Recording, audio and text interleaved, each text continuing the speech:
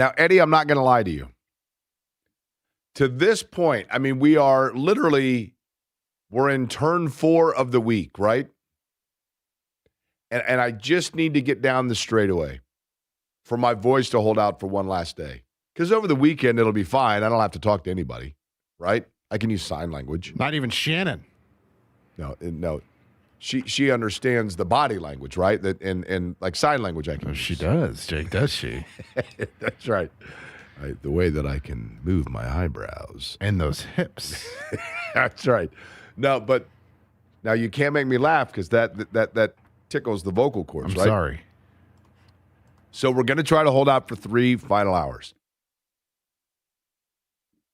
Again, I have I don't feel bad at all, but my voice has been shoddy all week. I apologize for that, but I do appreciate all of you who have been listening and hanging in with me. How are you on a Friday? In fact, it is. Everybody working for the weekend, and there is plenty to get to today.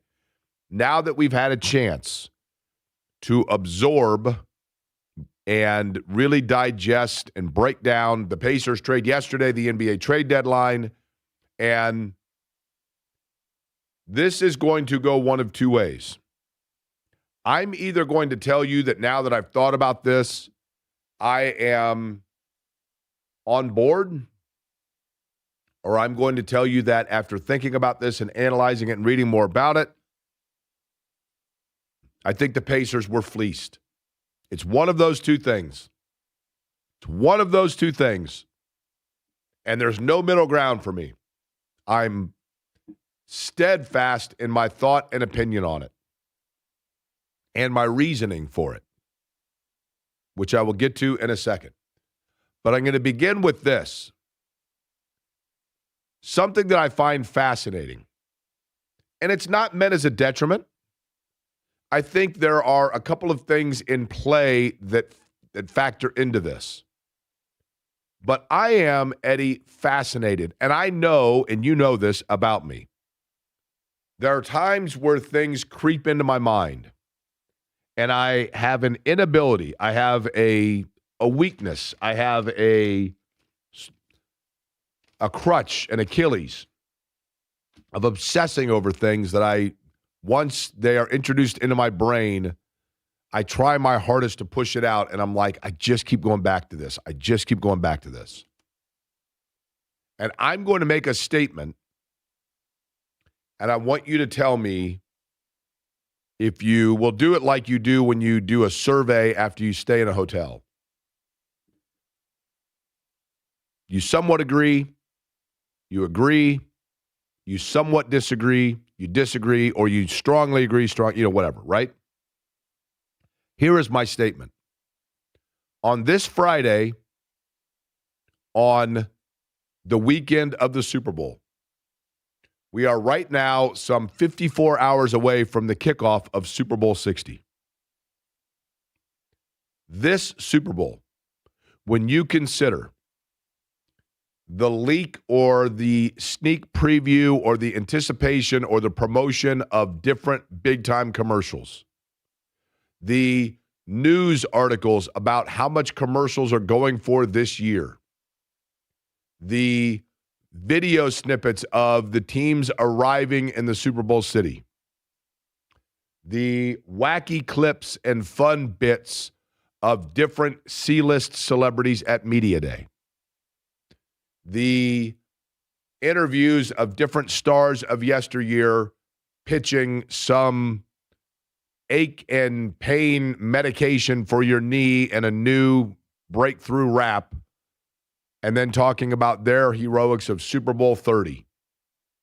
The commercials on television for your local grocery store and or restaurant promoting Super Bowl platters for your Super Bowl party and Super Bowl specials, or line up now because we've got these drink specials for the big game on Sunday. And nobody can say Super Bowl, so they have to say for the big game, the big matchup. The sweepstakes grand prize giveaways that are taking place with different beer or food or whatever companies.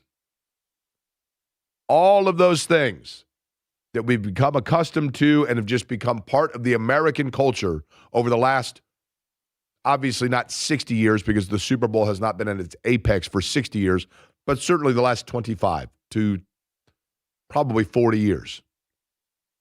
Here is my statement, and then Eddie, once you absorb it, I want you to tell me if you agree or disagree. Okay. Factoring in all of those things, the emails you get of, hey, buy a square for my Super Bowl square, $20 a piece, whatever. All of those things. This is the least buzz, the least anticipated, the least culturally relevant Super Bowl of the last 25 years. Not to say everybody's not going to watch it. Not to say that there aren't good storylines.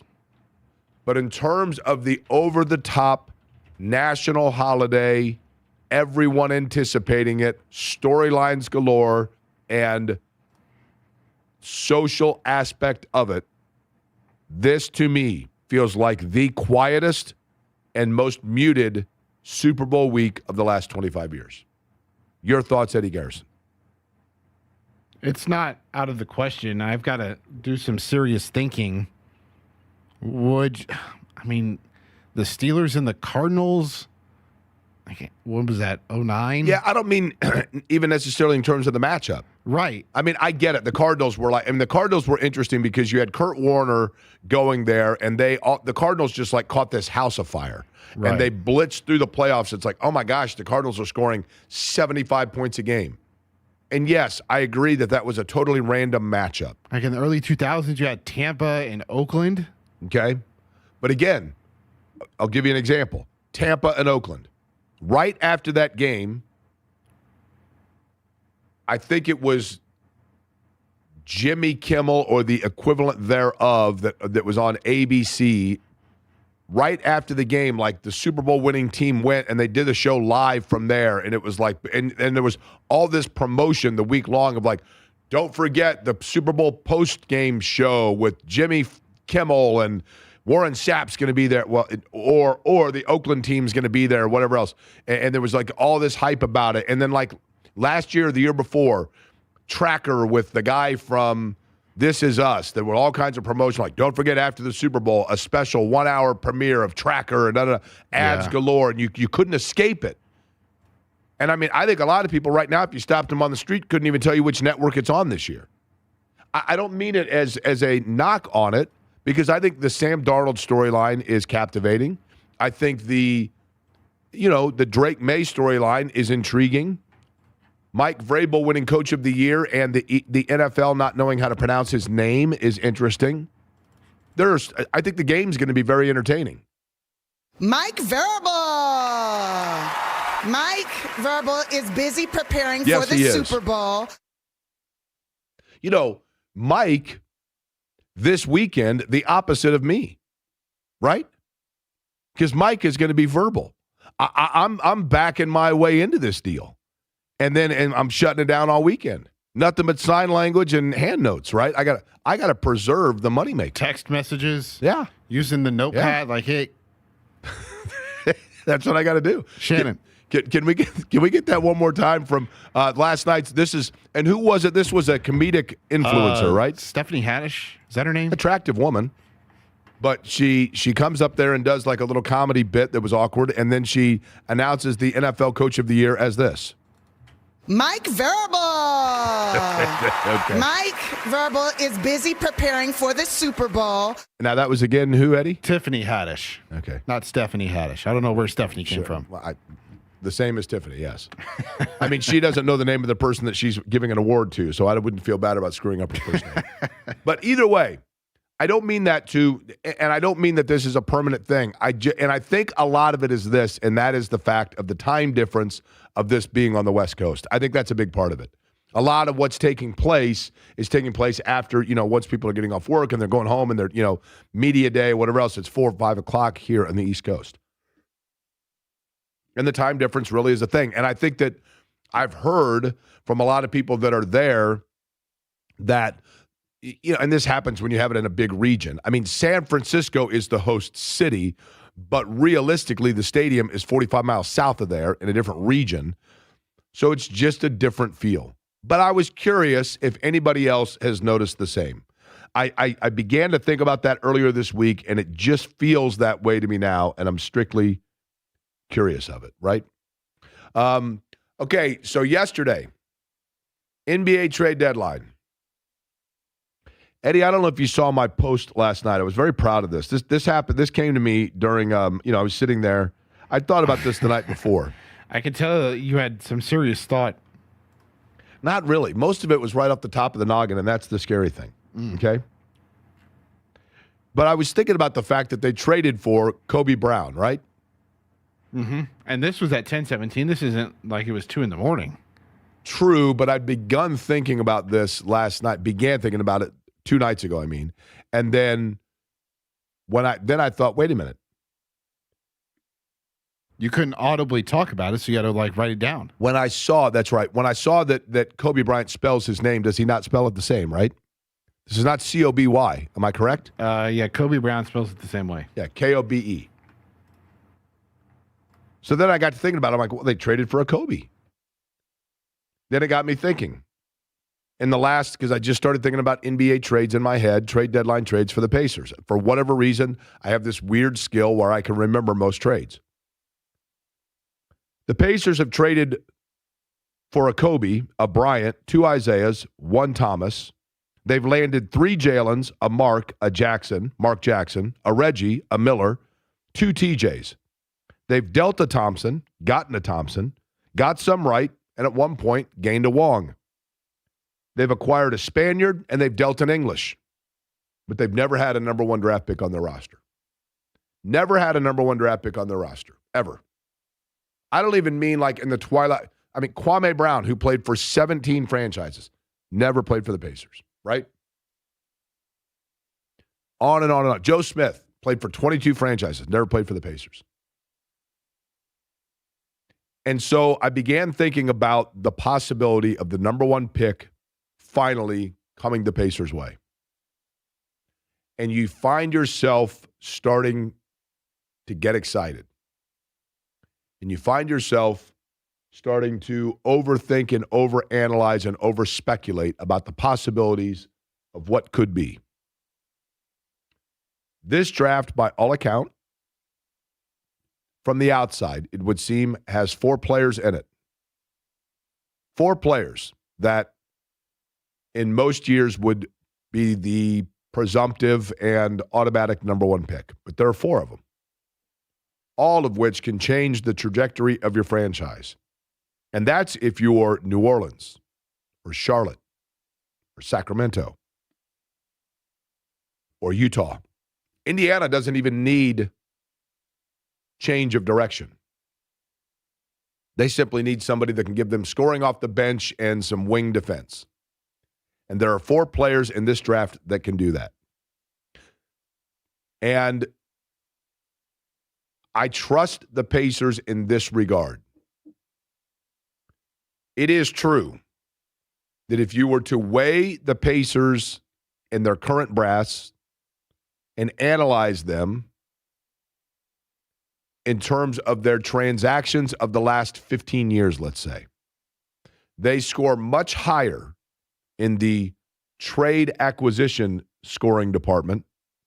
I mean scoring them for that, not scoring the basketball.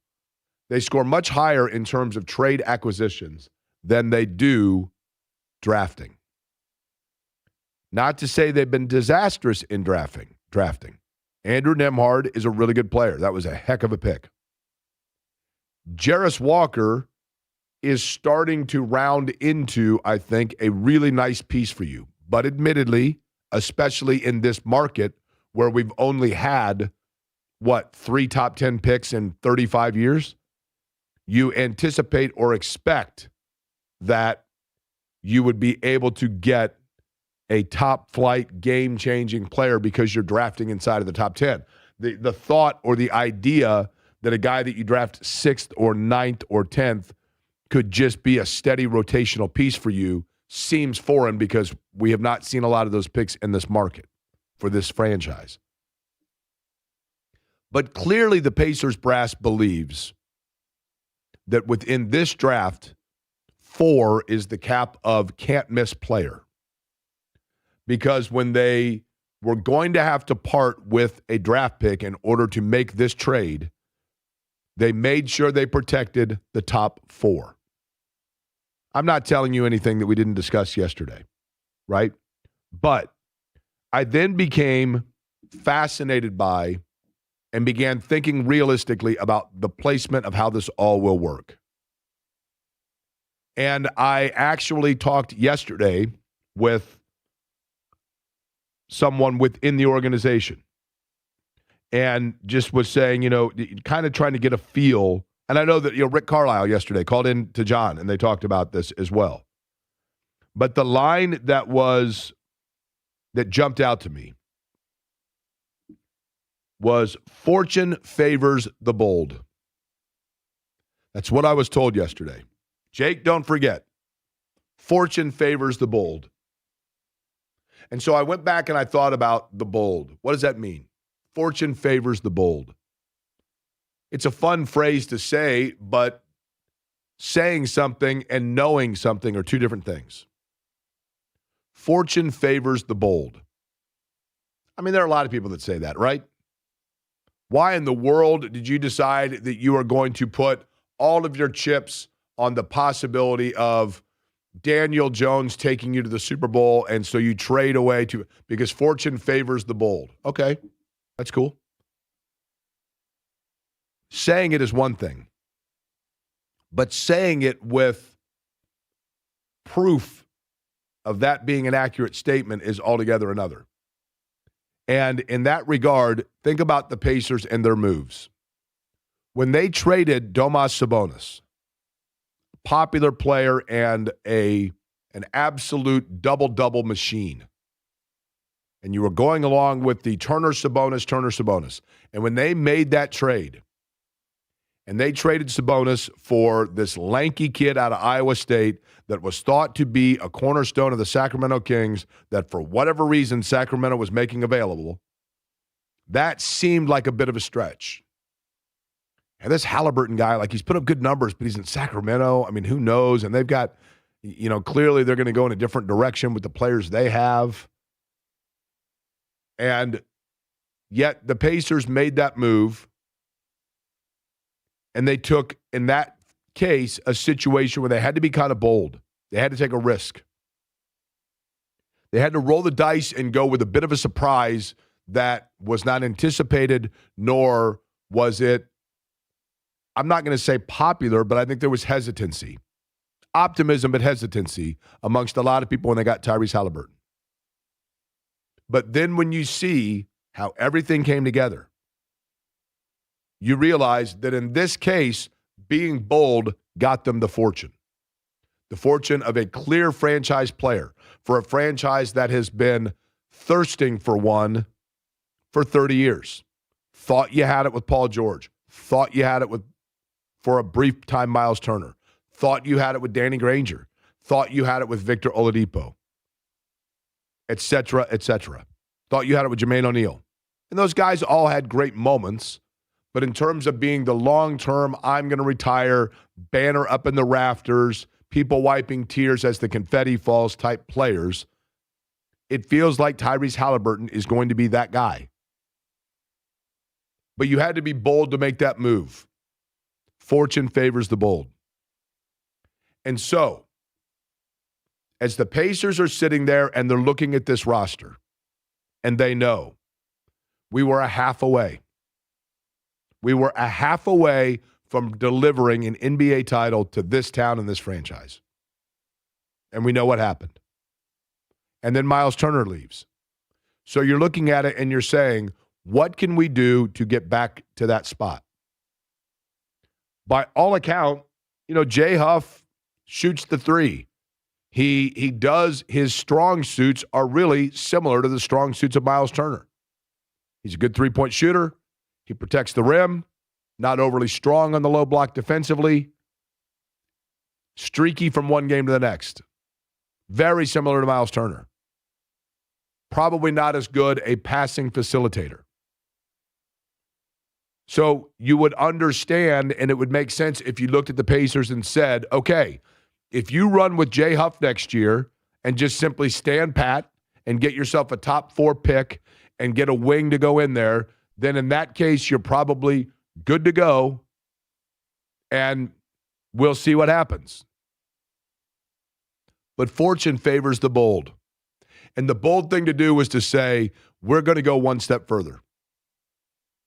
And so you analyze and you study a guy that had 30 and like 20 against you. A guy in Ivica Zubac that does not shoot the three.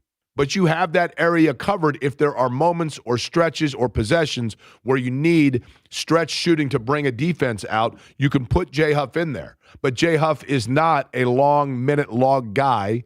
He is a in stretches spell guy that plays very well. But if you want, and you look at the things that Indiana, if there was an area, when you think about Tyrese Halliburton's heroics a year ago, and you think about him stealing one against Cleveland, and him stealing one against New York, and him stealing one in Oklahoma City, those games where they were down, what was a big part of why they were down? Cleveland's ability to own the glass for second chance points and offensive rebounds with the length of Mobley. New York and their ability, Brunson was a big part of this. Mitchell Robinson was too. Mitchell Robinson.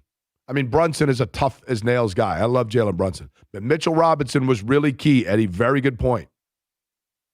Hartenstein in the finals. Not a guy you like, but effective, right? Very effective, and had been a year before with New York.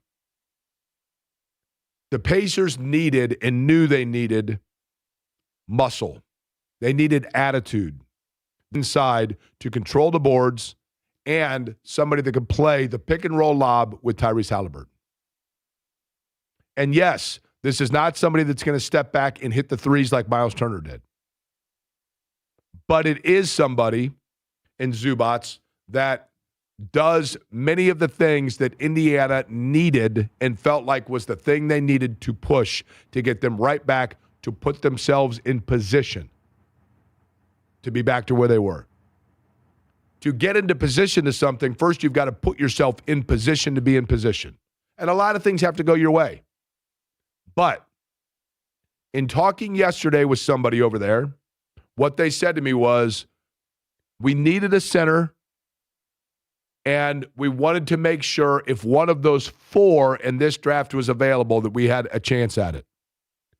But we also knew that fortune favors the bold, and the move was bold. But you know what? I'm here for it. I'm all about it.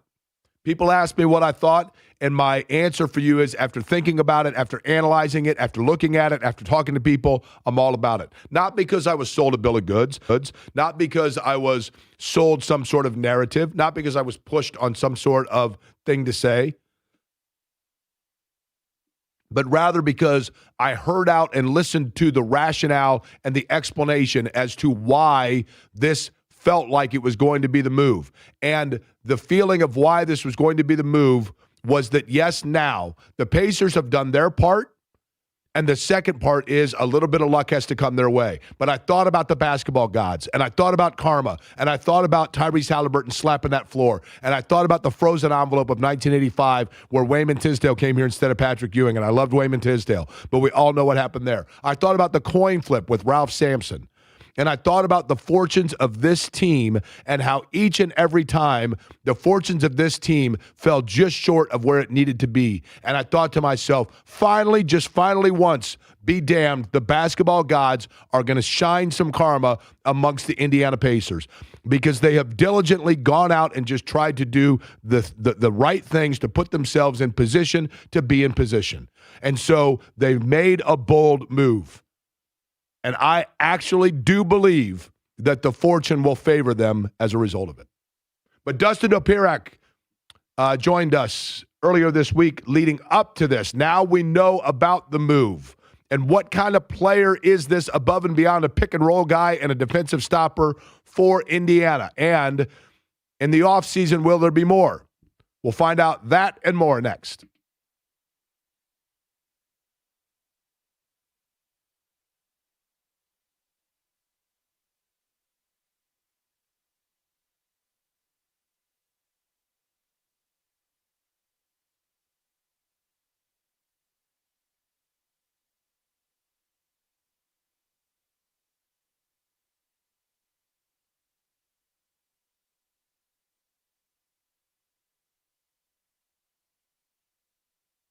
Hey there, Jake Query for Surfside. Look for the can with the sunset stripes. Surfside, I'm talking about iced tea with a splash of vodka, lemonade with a splash of vodka, number of flavors, and they've got new flavors coming out that you're really going to love in 2026. But you see it wherever you find your favorite adult beverages and in grocery stores as well. Surfside, with just 100 calories, 2 grams of sugar, and no carbonation, is so smooth and so easy to enjoy no matter what the situation. Perfect for the big game coming up on Sunday. Surfside, look for it wherever you buy your favorite adult beverages. Please be 21 and please drink responsibly.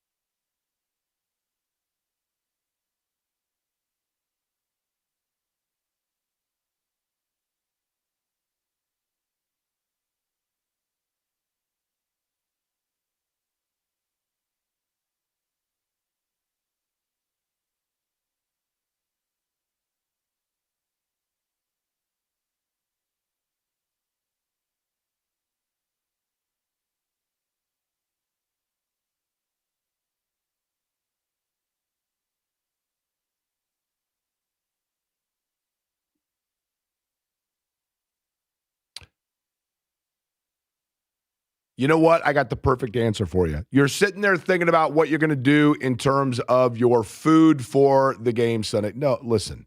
Chicago's Pizza is your only answer because you can do the family meal deal. You can do it like 5 times if you like. I'm talking about 2 medium, 1 topping pizzas and a fresh order of breadsticks, all for just $25. You want to please everybody at the party? That's exactly how to do it. And keep in mind, right now, as you're hearing my voice, you still have an hour to get to any of the 18 Central Indiana locations of Chicago's Pizza to enjoy the lunch buffet. Traditional pizza, deep dish pizza, you get those offerings. Dessert pizza as well, which is unbelievable. The salad bar with all the fresh fixings. Everything you want on a salad is right there. All the dressings you could ask for, and a soft drink for just $13. $13. I'm telling you right now, that you look at the window right now, that fast food chain that you're passing, you're looking at it and you're saying, you know what? I'm out the door there. I can't get out of there for $13. And it is the kind of meal that is fresh and you're going to love after you eat it. And you're going to say, I'm still ready now for the family meal deal over the weekend. Chicago's Pizza, 18 Central Indiana locations. Find them online at chicagospizza.com.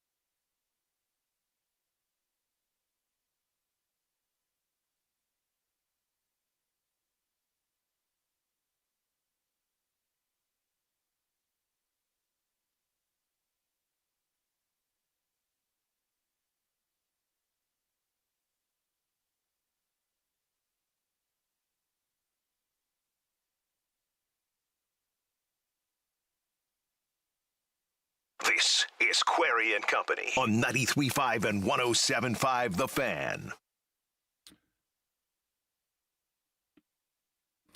Hey, Jake. You're sounding a bit better today, but yeah, use a handheld whiteboard to tell Shannon what drink to bring you. I got news for you. I'm the one delivering the beverages to Shannon. Not because she would not be willing to do so, but because, the queen gets her props, right? Can you confirm if Chicago's Pizza is opening a Martinsville location and possibly when? That from Richard. Yes, in fact, Richard, they are. It is my understanding. I believe the Chicago's and Martinsville's open. I believe they just opened about 2 weeks before the regular season and the NFL season ended. But yes, Chicago's Pizza, Martinsville, that would be 22 locations now statewide. Do we consider Martinsville the Indy area? That would make 19 in the Indy area. If you don't consider it, it's still 18 Indy area, 22 statewide, if you don't consider Martinsville. Won't be long before that is basically just an extended suburb. Hey, Jake. I think another advantage with Zubac is his rebounding ability and the fast break attempts he will create. Yes, I totally agree. Defensive rebounding in particular has been a real soft spot for Indiana, and they addressed it yesterday. Joining us now, back on for a second time this week, which is a sign of a flurry of activity for the Pacers. From the Indianapolis Star, our friend Dustin Dopirak joins us. And Dustin, I'll begin with this. I can speak admittedly, and I want people to understand this.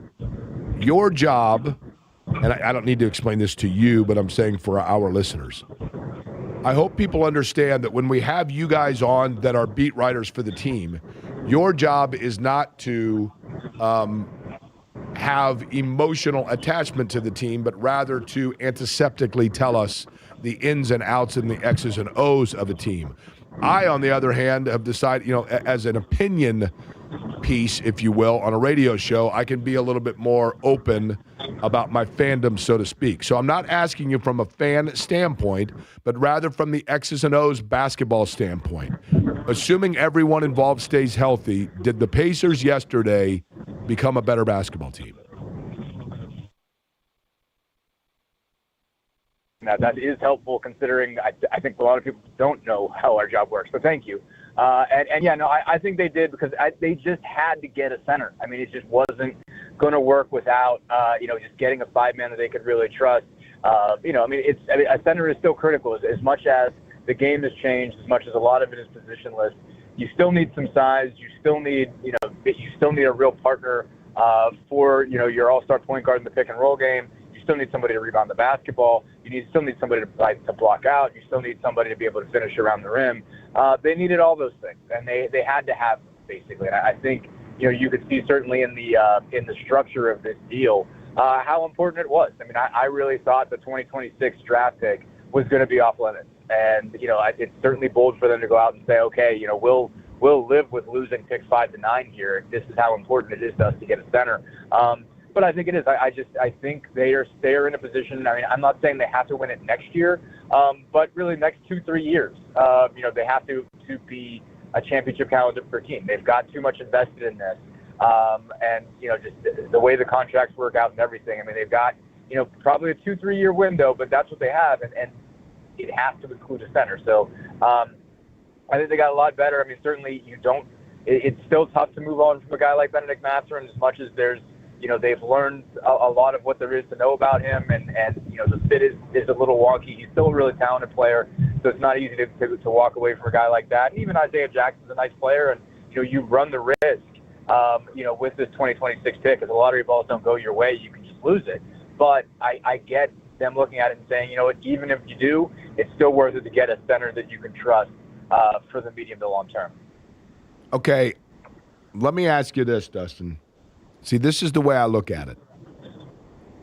There have been players in the past the Pacers have taken in the first round. Jeff Foster, Austin Crosher, first two that come to mind. Eric Dampier, for that matter, that were capable of being very effective players or regular minute players as rookies, but they didn't get a lot of rookie minutes because they didn't. Now, Dampier did, but they didn't have to because the team was so deep.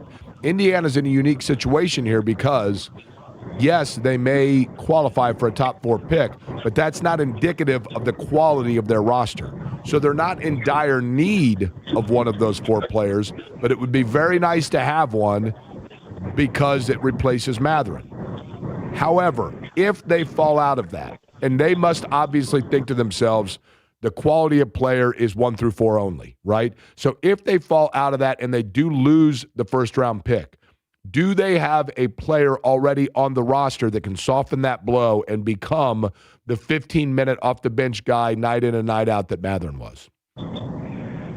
I mean, I think yes and no. I think the recent developments from Jarris Walker go a long way of saying, okay, like that's a guy who can get you points off the bench, along with rebounds and defense, and like I think that is something that has factored into their thinking. I mean, like I got the impression just from talking to Rick that he was like, wow, this is what we wanted, and therefore I really, really hope that whatever trade is made, that this guy's not a part of it. That seemed to be the underlying inclination that I was hearing from the way that he was talking about Jarris Walker recently.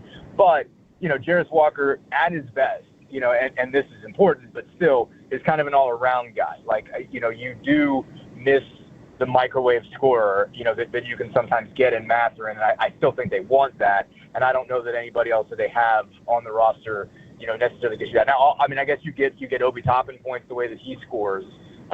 That's there that you're not getting right now that you will once he's healthy. You add that, you add another year of development of Walker. You're still going to get buckets from McConnell. The way that you're getting buckets from McConnell was tougher for him to get to the rim, but man, he's shooting it fantastically from mid range. So even if he finds it harder to blow by people, he's still being effective. So if you imagine a bench that has those 3 guys, there's still points there. You would like a 2-3 type of guy that can go get you buckets, and Peterson and Devonta certainly fall in that category. And Boozer's just such a good player that you're going to find out something to do with him. You're going to make him work.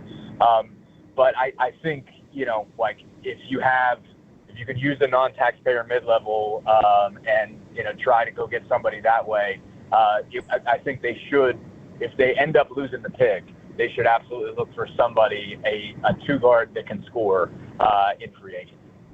When you look, Dustin, at the way that Zubac plays,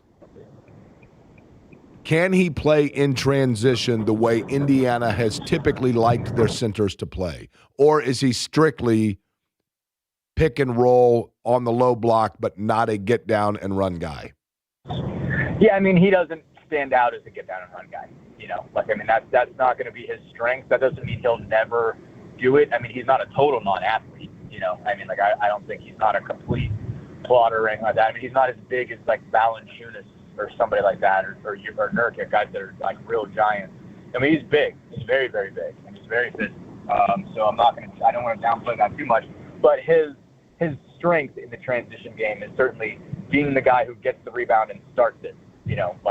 Grab the ball, outlet, probably going to be behind the play after that sort of thing. I mean, there's probably not going to be as many scenarios where, even not that Turner was a great rim runner, but, Turner's probably going to be better at that part of it. But Zubac is going to be better at finishing the previous play, And, you're probably even as far as them being defenders, but I mean, Turner was a better rim protector. But, Zubac's probably better at walling guys off and just saying, I'm just not going to give you a clean look here. You're not going to get close, to get a good shot. I mean, I think he's averaging 0.8 blocks per game. I think he's a 1.1, 1.2 guy, where Turner's a guy that can get you about two a game. He's still going to do that. But, his best part of the transition game is going to be starting it by ending the previous possession. Again, not going to say he's never going to do anything for you in transition, but that's not going to be his strength. Here's the other thing, Dustin. This clearly now, the Pacers have made it, and I'm here for it. I'm not blaming them for this at all. I'm on board with this, and I think most fans are. With this move, and by protecting those top 4 picks, clearly their eyes are on one of those top 4 picks, meaning they can't win a lot of games here. Are we about to see a ton of Ethan Thompson and Quentin Jackson and Johnny Furphy and Micah Potter lineups night in? Nothing against those guys, right? But that's not your primary group. Are we about to see a lot of that here for the remainder of the season? I mean, that's what I'm thinking. I feel like that's what everybody's sort of immediate inclination is. Okay, well, if you get the 5 and you lose it, then you better tank hard and you better get every possible lottery ticket you can get to get one of these 4 guys, because that's what's really wins you this trade. I mean, like you're probably still okay with it if you don't get it, but man, it makes a real difference if you do. So my initial thought is yes. That being said, there's a counter. If you're Rick Carlisle, you're going to have a hard time accepting that. If you're Pascal Siakam, you're going to have a hard time accepting that because there is a value to the idea of saying, all right, well, you got to activate Zubac. Like you don't want him just figuring out how to play with the Indiana Pacers in October. You'd rather get, if you're going to get him in February, and I imagine they probably will give him some time, for paternity leave, probably more than you would usually get in the NBA. They'll probably, I would think that, if you'd usually give a guy 2 or 3 days, you might give him a week in this case, and you might even give him the All-Star break.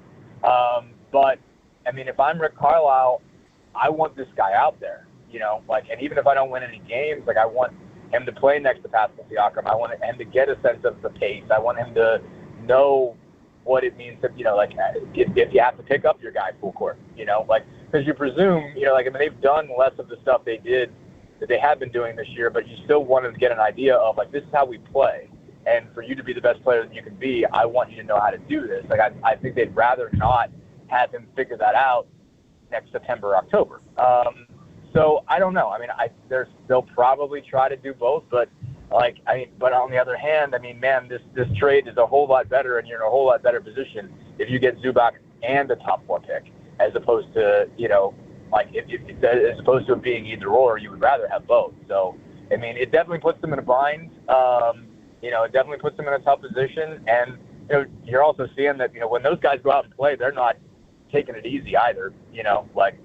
Quentin Jackson's going to go out and try to get you 30 every night, even if he's playing with Ethan Thompson. So, but I do think, that I would say more likely than not, you're probably going to see them commit to the tank, but I'm not 100% sure of that. Dustin, when you look at the standings in the inverted order right now, Sacramento has the worst record. They have a 1.5 game, quote-unquote, lead on the Indiana Pacers. The Pelicans are right there. Brooklyn has 13 wins. Washington has 14. The Pacers play the Nets once, the Wizards twice. It's pretty much a 4-horse race for those bottom 3 spots because my estimation, New Orleans is not going to try to lose games since they don't have their first overall pick this upcoming year because they traded it last year.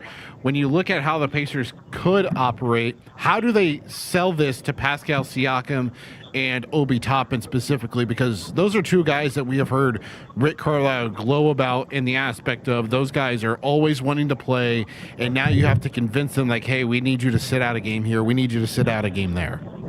Right, and not just those guys, Nembhard, Neesmith, and McConnell. You're talking about hyper-competitive people. And I don't know. I really don't. Now, when they ask them to sit, they sit. So far, they've had 3 games, 2 games. The Golden State game was different. And I think there was one, they only needed 2 of them because at the time they were still missing most of those guys. But, you've had 2 games where you had to say, all right, second night of a back-to-back, you guys are all sitting down. And they've done it. I think the interesting part is they're not going to go out and not play. If they're going to be on the floor, they're going to play. They're not going to give you bad film and throw the ball to the other team and take it easy. If they're going to be allowed to play, they're going to play. And so if you're going to want to tank, they're going to want to have to be all right, well, then you're sitting me down. And so then, you get the question of, okay, what's that look like to the league? And how do you sell that to the league? Are you going to get fined? How much are you willing to get fined to do that? So I do wonder how you pull all this off. That's the tough part is you get this player and now you're more competitive. And they've been, that's the kind of awkward piece about this whole season is a complete version of these guys, even without Halliburton, isn't bad. They just haven't had that very much, and now you're finally seeing it. And, again, you lose Mathurin, so he had been playing well the last couple of games. But you're going to run a team out there that's good enough to win basketball games if you run out all your starters. And so how do you operate that when it's not good for you to win basketball games? I mean, it's going to be tricky. I'm going to ask Rick some version of that tonight in Milwaukee, but I don't I'm sure he's going to dodge it. I'm sure he's not going to provide any insight to it whatsoever. But it is the interesting question I have is, especially as a coach who wants to win and as a coach who wants to teach, and a bunch of players who want to win and want to play hard, how do you get across that you got to stay within these boundaries, and we really need a lot of lottery tickets here. Obi Toppin, would it behoove them at some point to get him back out there just for, I'll say the exercise, and I don't mean physically fitness. You know what I mean? Just getting in the back end of the flow for a while for Obi Toppin. Or does this signal that Obi Toppin, you know what, take the year off? Yeah, I mean, it might. I mean, like I said, I think there's value in getting him out there, but there's also the counter of if you're not really going to play, if you're not really trying to do anything, what's the point? So, I think it could go either way. I mean, it seems like my read, my guess is right now that he doesn't get out there, but I think there would be value if he did, and I'm not ruling out the possibility that he might. But there is a reason to say, all right, Obi, just kick it for the rest of the year, man. You're good. Just take your time, come back the way that you want to. If you're not ready and you don't want to do it, you don't have to. And not only that, we're not pushing for it. This isn't something we need to do. If you want to go out there and run cardio a little bit, sure, but don't think it's going to be in a really competitive scenario. Are you driving to Milwaukee right now, by the way, Dustin? I'm driving to Milwaukee right now. Are you not on 294 going around Chicago, are you? I'm not nearly that far. Okay. I really wish I was. Can you report back and let me know whether or not they were at the time of the year yet where they have flipped the 32 Brian Urlacher hair replacement billboards into the crazy firework guy? Because they flip them back every 6 months. I will do that, yes. I will report back. The Urlacher hair things are one of my favorites, that's for sure. They're every 5 minutes. Favorite billboard for me. I know exactly what you're talking about. Go into the best place. It is just up 9th Avenue off of Juneau. It is the Old Pabst Brewery. Go in there and tell Jim and or Scott that the radio guy in Indy says hi and have a PBR for me before you go back down to Fiserv for the game. There's your tip. Before I go back down to Fiserv for the game? That's right. Or after. I love it. Or after. That either one. Like a great plan. Either one. And, of course, as always, at the game itself, we would encourage you, if you were not working, to enjoy a Mick Ultra because they put on our Mini Hoops Challenge with our winner on his way to the game, or her on their way to the game as well in Milwaukee. Dustin, a pleasure as always. Appreciate you making time for us twice this week. Absolutely. Anytime, guys. From the Indianapolis Star, that is on the Java House Peel and Port guest line, our friend Dustin Dopirak joining us. Kevin Bowen coming up about 15 minutes from now. I don't know if his son is going to do a Super Bowl pick, but we'll find out.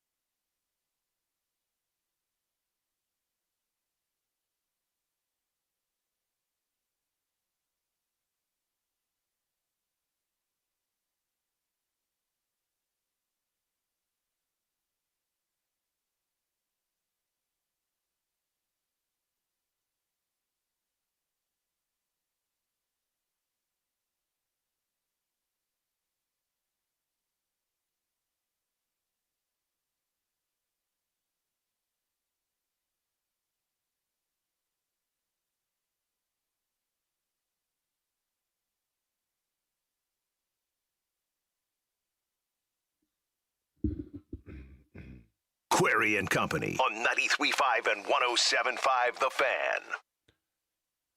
Is this your favorite Eddie Elton John song? Yeah. It's pretty solid. I'm a fan of Philadelphia Freedom and I'm Still Standing, which was kind of his like last hurrah, if you will. Yeah. But I think this is the classic Elton John song, right? Yeah. Well, I mean, for that matter, the movie made about him was called Rocket Man, so I guess probably so. Wasn't that about like one long acid trip or something? Did you see that movie? I haven't seen the movie. I believe it was, kind of like The Wall, where people were like, nah, man, like that's a... I didn't see it, but I think the whole thing was about him being on acid. I could be wrong in that. Am I wrong? I might have dreamt that. I might have just one day when I was It's either wacky that on or the Bob NyQuil. Dylan, one of the two. Now, Bob Dylan, you know that is there any question that is more impossible to answer than when people are like, what's your favorite song of all time? I have like 10 that I cycle through. But the one that I more often than not land on, even though it's not Oasis or Guns N' Roses, the two greatest bands ever assembled, and I love the Beatles as well, but more often than not, I land on Like a Rolling Stone by Bob Dylan. Jake, somebody would like to know if they're crazy to think the addition of Ivica Zubac makes it more likely that the Pacers make the play-in game rather finish in the bottom. They're 10.5 games back with 31 games left, and many of them against other tanking teams. Just a feeling this pick maybe in the top, maybe in the 10-plus side of the protection and not the top 4. What's going to be fascinating, there's something very interesting in play there that I'll tell you just before Kevin joins us next.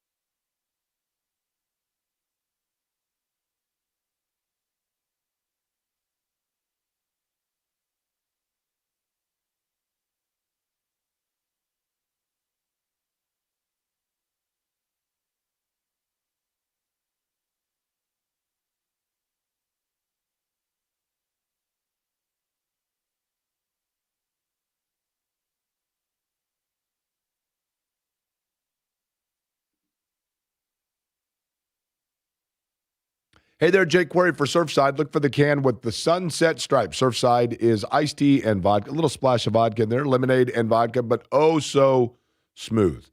Kind of like my voice right now. Because when you talk about no carbonation, that means it is amazing. I mean, it's like literally, it's like liquid velvet when you drink it. It is so smooth to drink, and just overall refreshment with whether it be the raspberry tea, which I love, the green tea, the straight lemonade and vodka, all of it's fabulous from Surfside. Look for the can with the sunset stripes, and please buy it wherever you buy your favorite adult beverages or grocery stores. But please be 21 and please consume responsibly.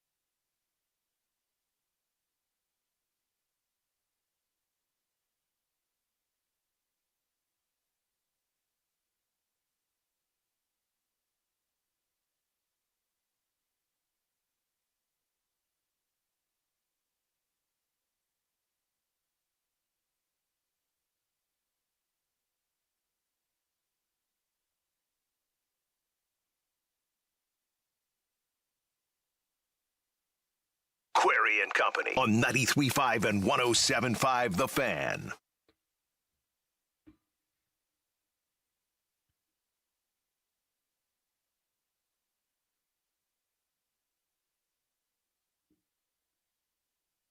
Little Aerosmith for you here, Eddie? Yeah, I thought this was an appropriate song to play with Kevin, because you two used to do the morning show together. Look at you.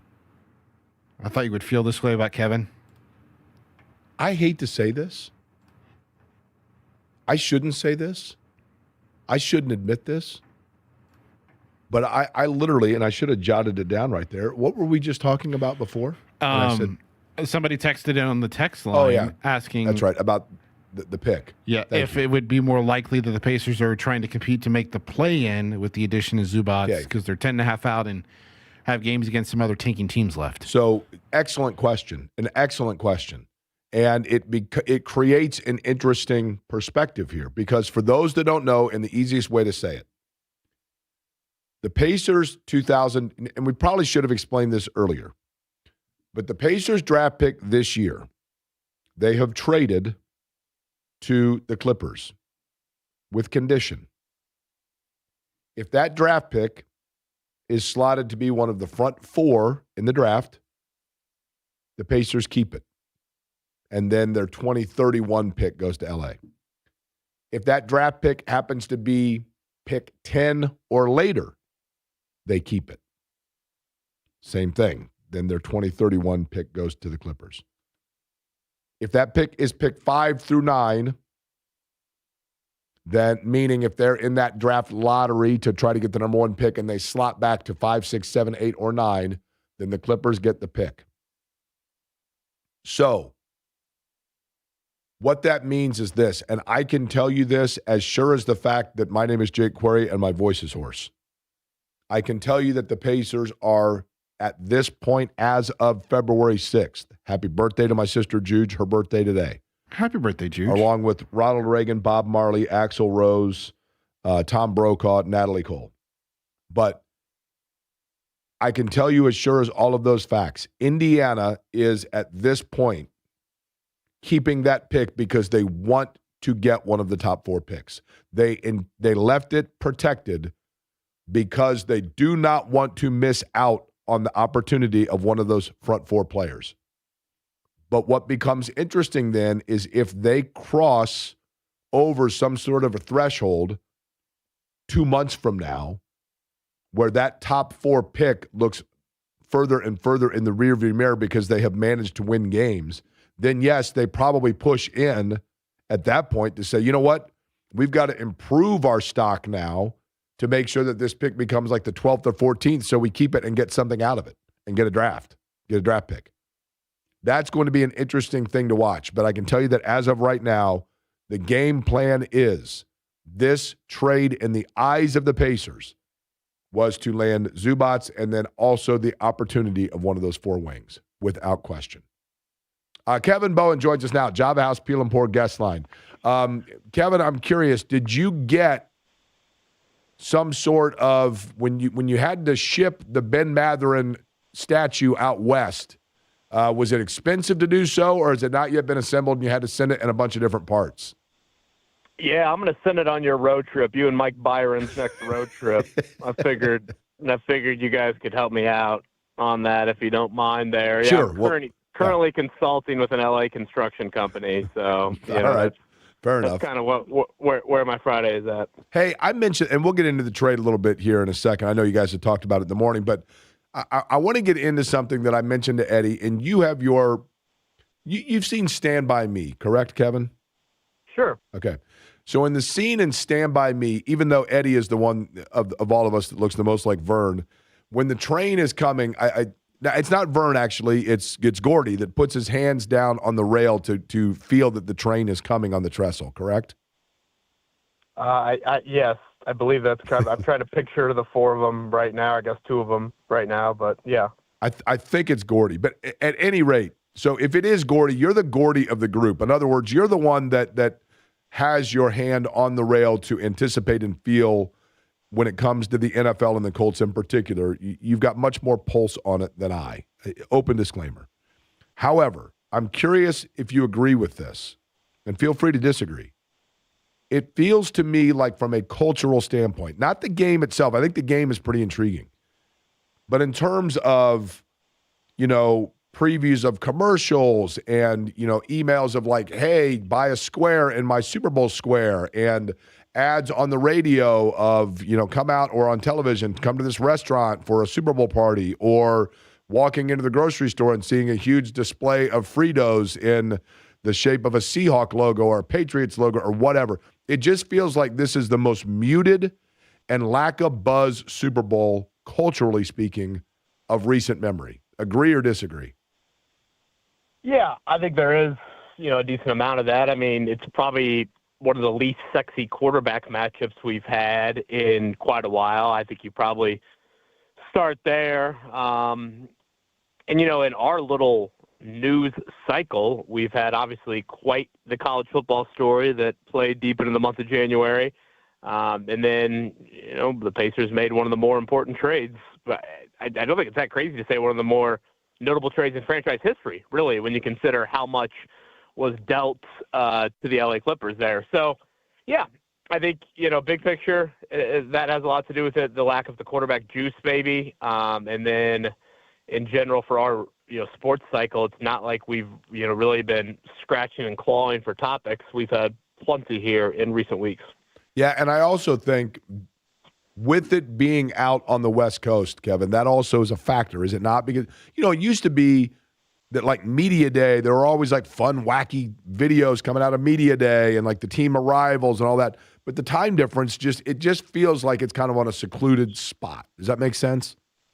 Yeah, and, even like, when Kansas City's been in recent years, I feel like we had like Carson Steele on one time, maybe like you guys had George Karlaftis. Like there's not really, I think Elijah Surratt's brother, I believe, plays for the Seahawks.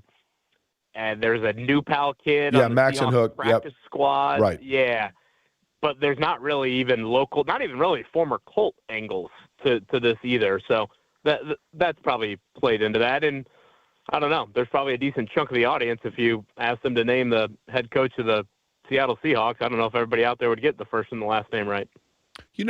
Let's talk about the quarterback of the Seahawks, okay? Not the coach, but the quarterback, and Sam Darnold. We know the storyline of Sam Darnold. But Sam Darnold a year ago was taking snaps and in a quarterback room, with Daniel Jones, right? And obviously they went with J.J. McCarthy in Minnesota. Ryan Grigson is the assistant general manager in Minnesota. McCarthy, the general manager is gone there. I don't know who was the one that most pushed in for J.J. McCarthy this year. But let's just say hypothetically that Minnesota decides that McCarthy still needs another year to learn and, whatever it may be.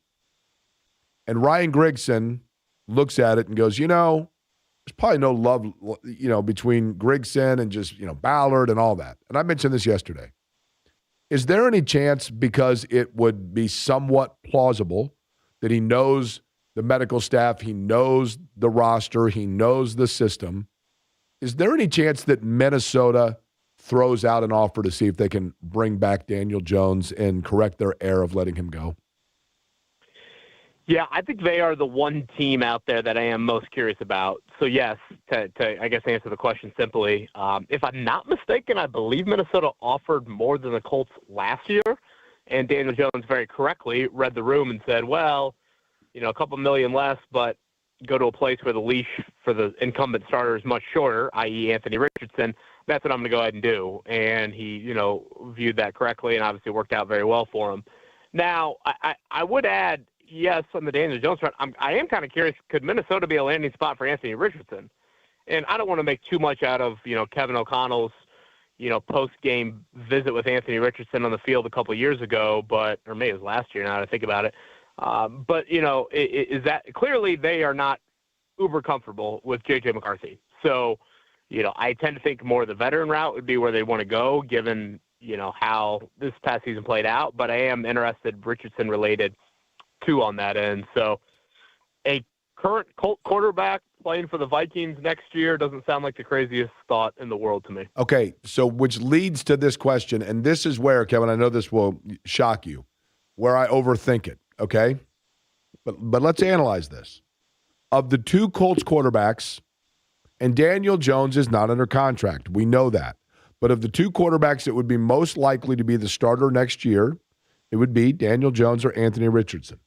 Of those two, which one would perceive to be the bigger blow to the Colts' direction and brass if they were to lose them?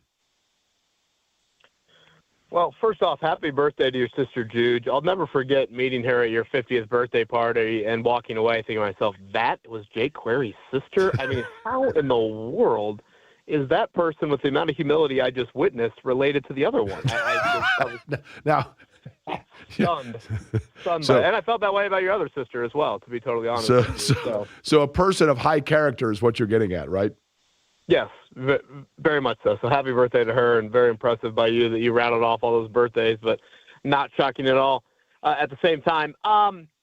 Well, I guess, am I totally following the question? I mean, Jones would be the bigger blow, Correct. right? I mean, obviously. That seems rather obvious to me. So my point is it possible? Okay, now this is the weird neuroticism of thinking about the vindication that can take place in sports. Is it possible that Minnesota, knowing, and he might not be the guy that ultimately is the one pushing the final button, but Ryan Grigson has some voice there. I think Ryan Grigson has always felt like Chris Ballard got more opportunity, more leash, more benefit of doubt than did Ryan Grigson in Indianapolis while running the Colts. I think now we can say that safely. Is it possible that Minnesota goes after Daniel Jones, not just because it makes sense for Minnesota, but also because of the added bonus that it would completely derail Indianapolis and Chris Ballard? I don't know. That seems a little playgroundy, little high schooly for me. I just think they clearly don't know what they have at quarterback, or don't believe in what they have at quarterback in Daniel Jones. I mean, if you look at the free agent quarterbacks, aren't we looking at a list of like Aaron Rodgers, Malik Willis, and Marcus Mariota? Yeah, I mean, pretty Daniel much. Jones looks like, the valedictorian of that class pretty easily. So, yeah, I mean, I'm not going to act like whatever, a little human element isn't in any of, or frankly, all of us when it comes to that. But, yeah, I think business-wise, that makes the most sense more than it does, try to be sneaky and one-up somebody. By the way, I was just thinking about my 50th birthday, which was a surprise, but not really a surprise. And it was very cool that you were there. We were doing the morning show together at the time, and I felt bad for you. I've told you this before because, you didn't know a lot of my high school friends. So, thankfully that Notre Dame-Ohio State game was on, so, you could sit there and watch that game. But having said that, it was cool to have you there. And then I got to thinking about it, and Dykton wasn't there. Now, was he not invited, or did he stiff me? Yeah, I'm gonna hope and that he just stiffed you. Well, I guess I don't hope for either of that. Right, right. I believe that's the case there. Did he really not show up? He wasn't there. Now that I think about it. Man, I didn't know if Farkas was giving him a swirly in the bathroom or what was happening there. But that's also possible. I guess you're right. I guess he didn't show up to that. By the way, the other day, Kevin, I took an Uber to work, and I was Ubering home, and my Uber driver was Micah Shrewsbury's niece. So we had a good conversation about Notre Dame basketball. She was getting ready to go down to Louisville to watch Notre Dame play Louisville. Did you go down for that game? No, but probably the best game that Notre Dame's played in quite a while. I can only imagine how you detoured the icebreaker of, we had a former radio co-host that took a shirt off of your uncle. That's exactly what I said. That's exactly what I said, and brought in donuts, yeah. Yeah, all of that right there. Something else was popping in my head. Oh, yeah, well, why did I pick you up for work one day? Were you flying somewhere? Is that why I picked you up one day? I think that was when my car was on its 3.5-month hiatus for a simple oil change that turned into a nightmare, I think. Yeah, I do remember picking you up. Yeah, and then you also drove me home one day when I left. What happened there? Did I leave my keys? Yeah, you left your keys. Yeah. See the kind that was it. See, people don't realize the kind of chemistry that goes on here, right? Yeah. Oh yeah, peanut butter and jelly right here. That's exactly right. South Alabama used to have a backcourt called peanut butter and jelly. Just so you know, in case you're wondering, Kevin. But let's get back to the Colts themselves.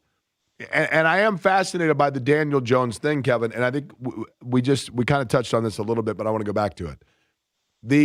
The presumptive narrative for everybody is that it's a fait accompli automatic that Daniel Jones will be back here next year. And I think that's probably true.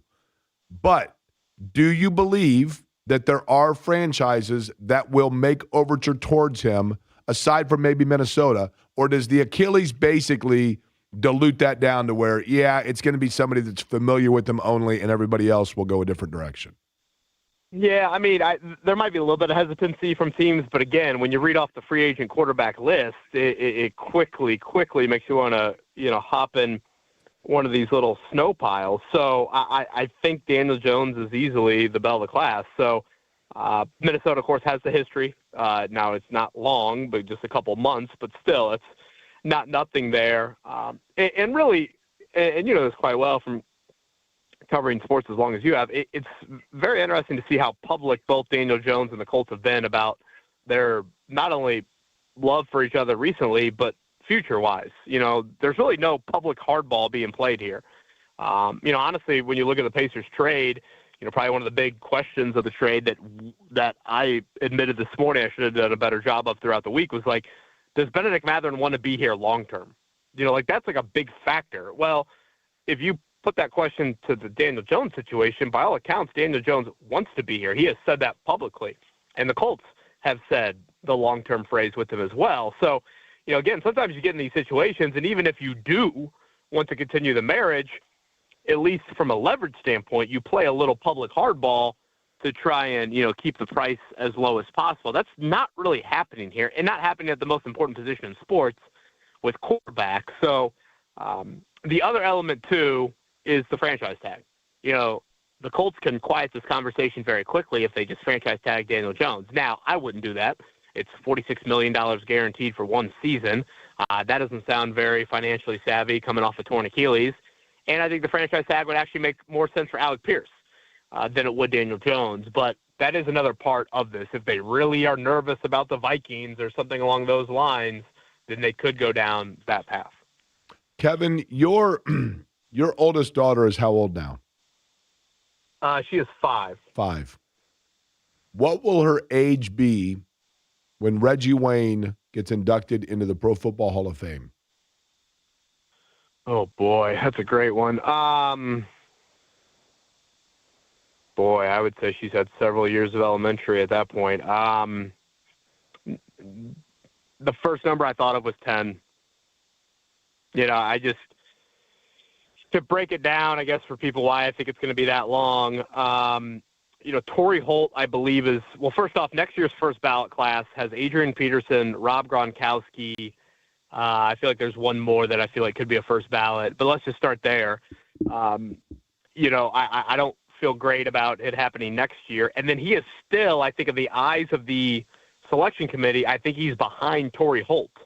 So whenever Torrey Holt goes in, which I don't think would be next year, then I think he's going to have to wait at least another year off of that. So, Mike Chappell said to us this morning that Reggie Wayne did not make the cut down to 7, did not make the cut down to 10. He is somewhere in the 11 to 15 range with this year's class. So, again, in the eyes of the selection committee, he's not even at level, that tier just out. Like, he's not even the first 4 out, if you want to play the selection committee sort of view of it.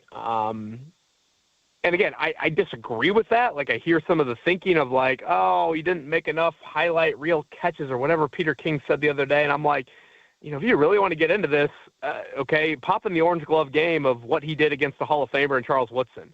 One of the greatest regular season games in NFL history, the 4th and 2 game. Go back to the game-winning touchdown and Reggie's catch there. If you want to play the Marvin Harrison card, let's go back to the season where Marvin was cut short after 5 games, and who led the NFL in receiving that year? It was Reggie Wayne. So I disagree with it, but to answer your question, I think we're looking at several years before he gets the call. Next year, Ben Roethlisberger also joins the balloting next year.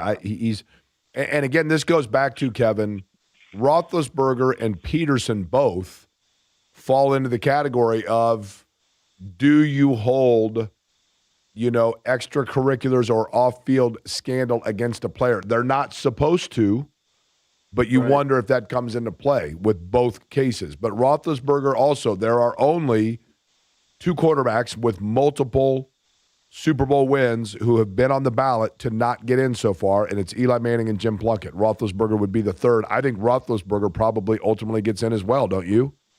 Well, because he's got more of the counting stats than Eli Manning does.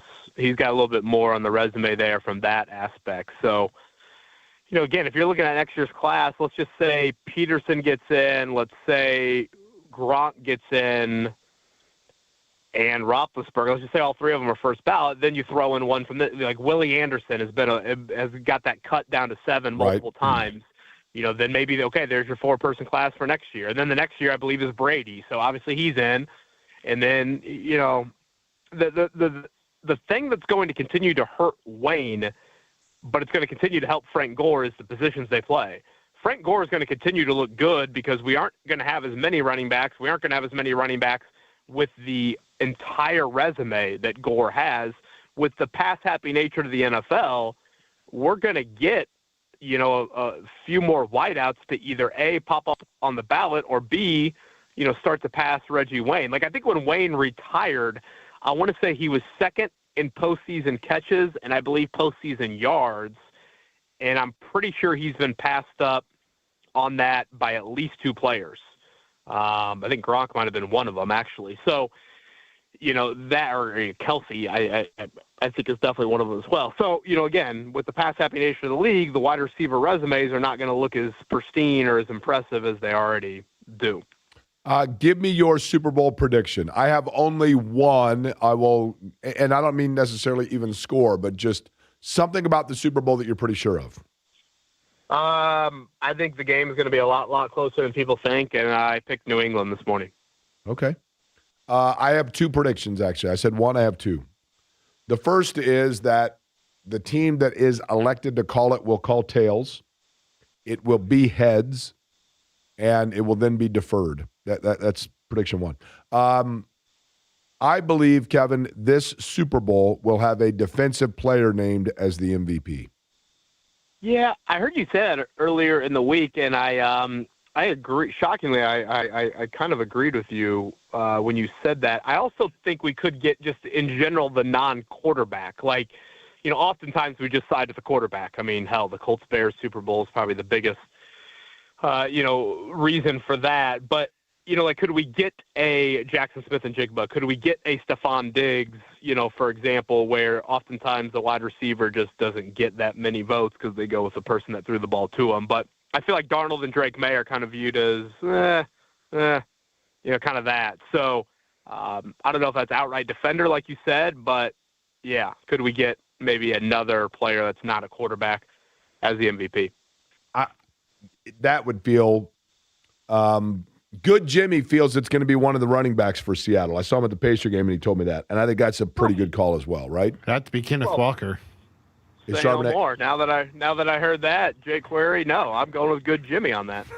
Charbonnet has a torn ACL, so he's not playing. So he is definitely. I didn't realize that he's out. I know that he was questionable, but both teams have electric return men, Marcus Jones and Rashid Shaheed. So if last time Seattle was in the Super Bowl, didn't Percy Harvin take the opening kickback for a touchdown? Or I guess that would have been the time they won it, not the last time, but. If you get the kick return is now more of a thing in today's NFL, so that could be something to dabble in. I feel like we haven't even heard it used to be there were 10,000 prop bets everybody was talking about, and the fun prop bets out there, and oh man, you can wager on which is going to happen more. Darnold's going to have more passing yards, or there'd be points scored in the Lakers game that night, or like I don't even hear much of that, right? Well, one I've seen, I don't know if you would like to dabble in it, but approval rating for our current president or the longest reception in the game.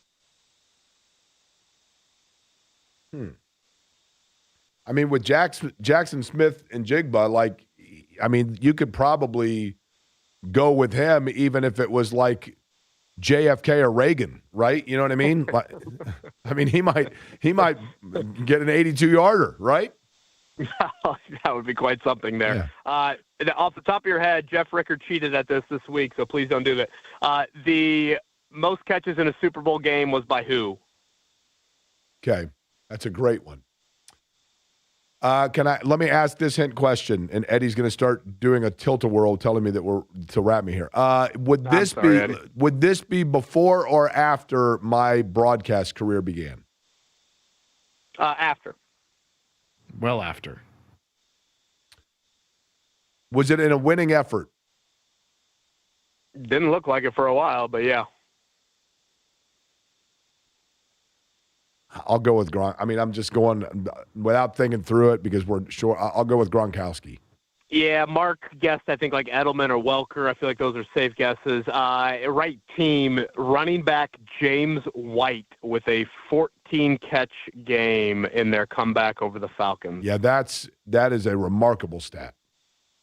That is it's a great trivia I'll leave question. You with this one, and I know we got a break, Eddie, so sorry, but the most rushing yards in a Super Bowl game, I would not have gotten this, but I feel like your brain would. Okay, was it a winning effort? I think so, but my hesitancy probably gives you what year it was. Before or after my broadcast career? I wasn't in the womb. Kenny King. Timmy Smith. Oh, I should have known that. I should have known that for the Redskins, right? Yeah, 87. Does that sound right? I should have known that. Like 236. Was it 236? I think it was like 204. You're starting to lose your fastball a little here. It all starts to mush together, and I'm wacky on the NyQuil, so you know. Yeah. Bear with me, right? Yeah. Bear with me. Good luck, listeners. 90 more minutes to go. All right, Kevin, did your son make a prediction? No, but we should bring out the helmet. I think he'll go Seahawks. I think he went Seahawks when that helmet was presented to him he keeps on calling the Patriots the Texans. He's very confused by that. Okay, well, fair enough. All right, enjoy the weekend, Kevin. Enjoy the game. See you, boys. Kevin Bowen joining us, Java House Peel and Port guest line. How did I not know Timmy Smith? Should have known that. That was also, I think that was the same game, was an outward, was that the same year or the other year when Doug Williams went nuts? They had a third quarter or a second quarter that was just unbelievable. I can't believe I didn't. Kenny King had I believe Kenny King had like an 80-yard touchdown run in the Super Bowl over Ron Jaworski's Eagles. That's why I thought Kenny King. Marcus Allen would have been a safe pick because of his sweeping reverse run of the field. Yeah, Doug Williams had 340 yards passing, 4 touchdowns. Yeah. In the same game? Yeah. Yeah, okay. I knew it was, but I'm going to 3:48 this morning. I'm going to not wake up in a cold sweat because I'll still be awake, but I'll be thinking about that for sure. Back into what happened yesterday in the NBA. I had a request last night that we're going to fulfill about the trade deadline next.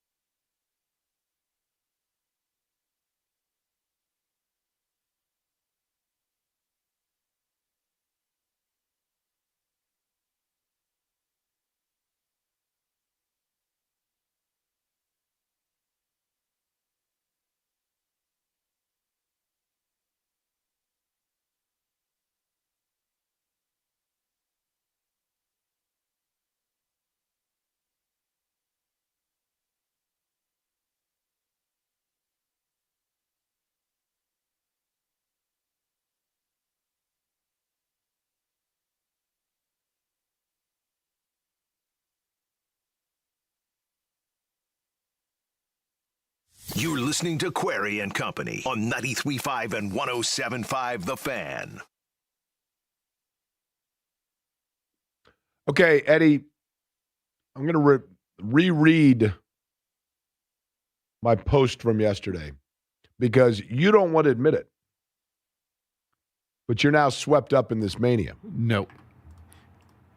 Over the years, the Pacers, via trade, have traded traded for a Kobe, traded a Bryant. They've traded 2 Isaiahs and 1 Thomas. They've landed 3 Jalens, a Mark Jackson, a Reggie, a Miller, 2 TJs. They dealt a Thompson, got a Thompson, got some right, gained a Wong. They've acquired a Spaniard and dealt an English, but they've never had a number 1 draft pick. Now, several people have replied to that and said, you're wrong. It's 4 TJs. Well, it is true that every player in NBA history named TJ has been a Pacer at some point. TJ McConnell, TJ Ford, TJ Leaf and TJ Warren. TJ Leaf and TJ Warren. TJ Leaf, they drafted out of UCLA. TJ Warren, they traded for TJ Warren, and they traded for TJ Ford. They signed TJ McConnell as a free agent out of Philly. So they've only traded for 2 of them. But, Eddie, you chimed into the fun during the break. You don't know how to admit it. You don't want the kids to know it, but you did, right? Yeah, they've traded a George, and they've traded for a Hill, and they've traded. Did they trade George Hill is the question. I can't remember that part. No, they never. Did they trade for a Hill? They lost a Hill. Okay. They have traded Paul George. They have traded for a George. They have drafted a Hill and then lost a Hill, right? But you could go on and on, right? At one point, did they trade for a CJ and then later trade out a CJ of a different name, different guy? Didn't they trade for Jordan Hill? Oh, Jordan Hill. I forgot about Jordan Hill. I think they signed him as a free agent, didn't they? You might be right. Which in that case would mean at some point they have probably traded. And matter of fact, I know they have. Okay, look this up. Did they trade for Jordan Hill? Because if they have, that would mean that over the course of time, they have traded for a Michael and a Jordan. Right? Was he a part of the Andrew Bynum trade? Forgot about it. Or was that Chris Copeland? See? Here you go. Chris Copeland was one that I remember when they got Chris Copeland. He signed with the Pacers in 2016. Jordan Hill was one that was originally drafted by Donnie, and then Donnie came here and brought him and had influence on him coming here. But when Chris Copeland was acquired by the Pacers, I remember at the time saying, there's going to be a game this year that the Pacers are going to win because of Chris Copeland. He's going to come off the bench. He's going to hit big shots. He's going to be a big play. And finally, like in April, it happened. And it was like Nostradamus. People were like, oh my gosh, it finally happened. Scott Agnes just texted me they traded for George Hill from San Antonio, later Milwaukee, and then traded him to Utah. Yeah, so I knew they traded for him because they traded Kawhi Leonard. Yeah. Or the draft rights of Kawhi Leonard, right? Yes. Okay, Eddie, can you please run down for me what you would estimate to be the 5 biggest trades that took place yesterday? Or in this deadline period? I would put the Zubac trade in there. Do you find it odd that Scott is listening to this program? No, I do not. I mean, the guy's running Fieldhouse Files. He's tied in with what's going on with the Fever and the Pacers and everything else that's going on. I mean, the guy's got his ear to the ground. He's got the Taylor Swift stuff to listen to. He's got sweaters to press. And yet, and I appreciate that he has time to listen to this radio Another show. trade I think that's in that top 5 would be Ayo Dosunmu going from Chicago to Minnesota. Do you think the knob on his radio is broken? The Warriors getting Kristaps Porzingis. That's 3.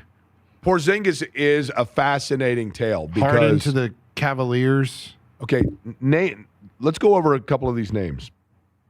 Anthony Davis, Porzingis, James Harden. Any other big veterans that jump out at you? Vucevic Going from Okay. the Bulls to the Celtics.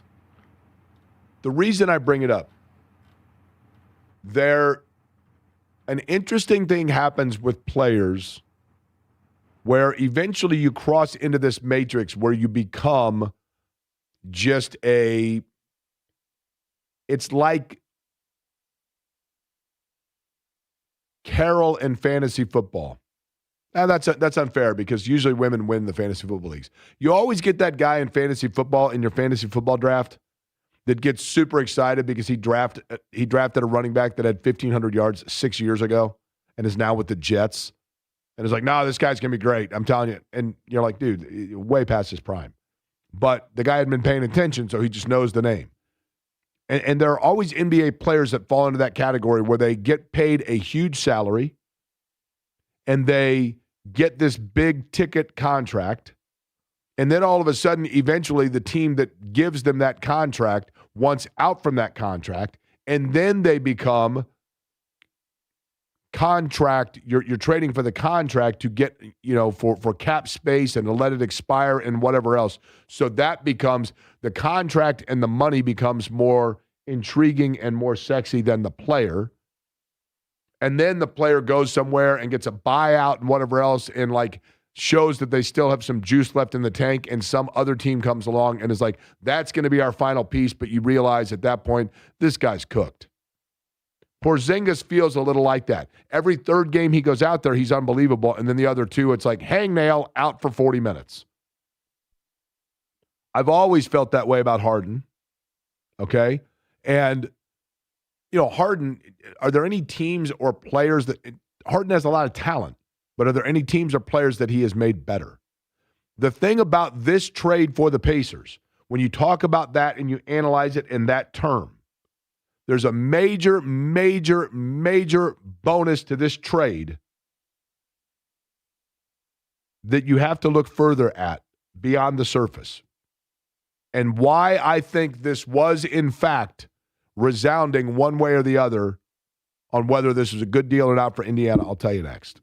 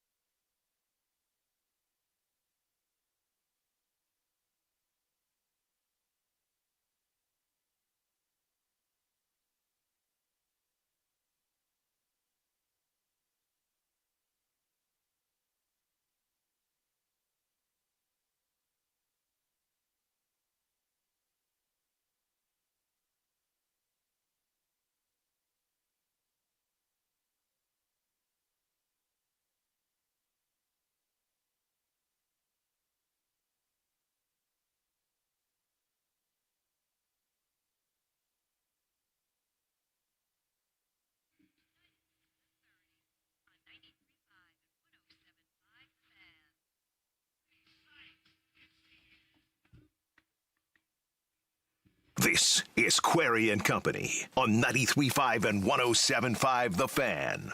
This is fabulous. This is a great song, by the way. REM was awesome.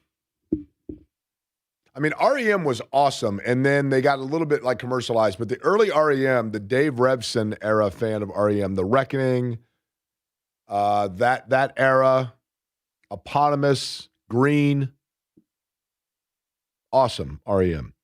Hey, Jake, I flew home from China once with James Harden. He was sitting right next to me. Now, I don't know if I can say this last word, so I'll revise. Total jerk. Okay. Not overly surprised. I don't know James Harden. He just comes off very aloof. Very aloof. The Pacers deal yesterday, and I'll get more into this probably in a couple of minutes. And we're going to go out to L.A., by the way, and talk to somebody who covers the Clippers about what kind of player the Pacers are getting. But when you look at this acquisition, there are a number of things that go into it. First being, and you heard Rick Carlisle yesterday with J&V saying, they knew they needed a center, period. And two things that really jumped out at me the more that I thought about this and talked to people, including some over there. I keep going back to what I was told. Fortune favors the bold. And I'm going to keep saying that line, A, because I like it, but B, because I think it perfectly describes and summarizes the Pacers' thought process. Fortune favors the bold. And the reason why that perfectly seems to summarize their thought process is because the Pacers are in this position because they made a move that was bold in getting Tyrese Halliburton. And they have made moves in the past where the fortune didn't favor them, even though they were bold. And then they kind of stood pat with Sabonis and Turner and, sitting there. And for a while, the Pacers had to be reactionary. They were reactionary to Oladipo wanting out. They were reactionary to Paul George wanting out. And in those situations and circumstances, sometimes they were lack of reactionary towards making it work. The Sabonis Turner thing, for example. And they said, you know what? We got to get bold. We got to push in and we got to be aggressive and go in the direction that is away from what's safe and comfortable. And that's how you ended up with Halliburton, and that's how you got this roster. And now they knew, okay, the center position is the one that if you are going to replace one of the 5 players in the NBA on the floor, especially when you're playing the kind of offense the Pacers are playing, the center position is the one that you need someone that already knows angles, that already knows movements, that already knows low block positioning. And that comes with playing in the NBA. And I don't think that you can just take a player out of college in a high draft pick and put them in there and get immediate result. It takes the center position in the NBA is a crock pot meal. A lot of the others are a microwave meal. But a crock pot takes a lot longer to simmer. And that's the center position. What are we doing here? Where'd that come from? What's going on? What? Oh, it makes perfect sense what I just said. Makes perfect sense. A lot of... Doesn't mean it was a good analogy.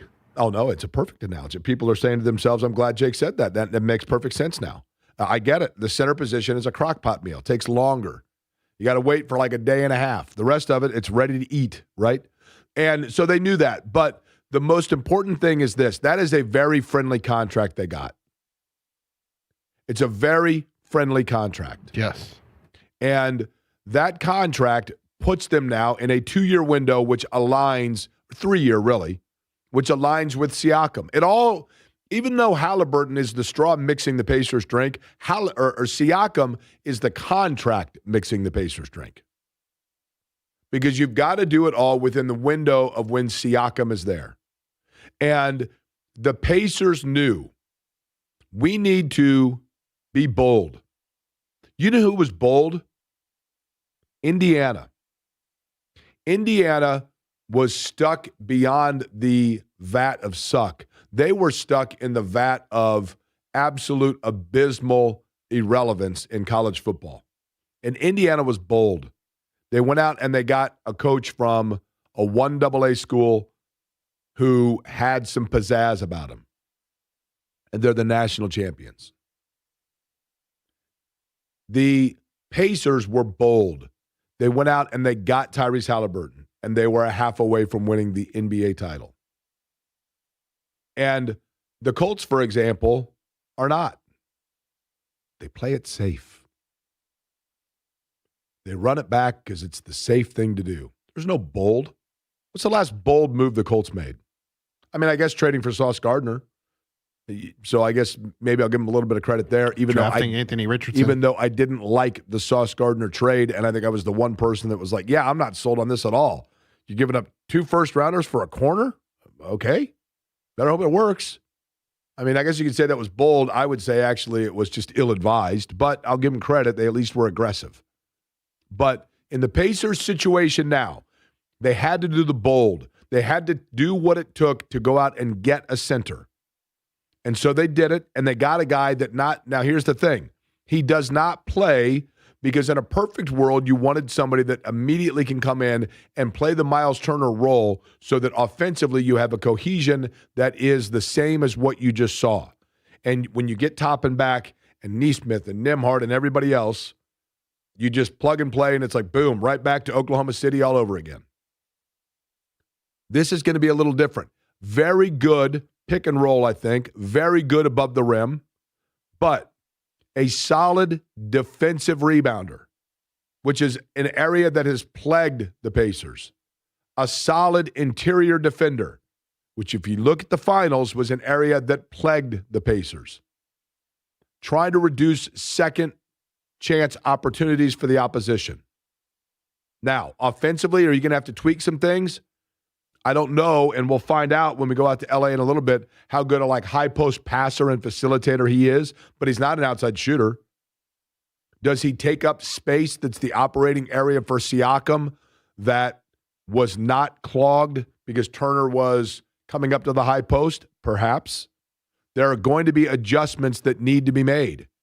And maybe you spend the last third of this season doing nothing but allowing Zubac and Siakam to figure out their shared space on the block while Ethan Thompson and Micah Potter and Quentin Jackson and Talon Peter are running around on the wings.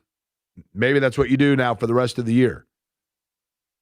But they're going to want to try to get, and I know this, I'm telling you right now, the Pacers absolutely, they did not protect those front 4 picks just in case. They protected those front 4 picks because this trade already, I think, is a home run. I do. But it would be a grand slam if you end up with one of those 4 picks. Then it's a grand slam. And obviously, this is assuming everybody stays healthy and et cetera.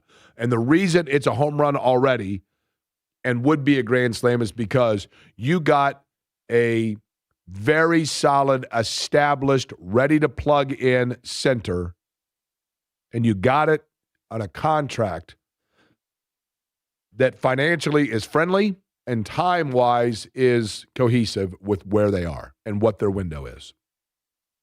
I loved it. I absolutely loved it. We need to get more into what's going to happen on Sunday.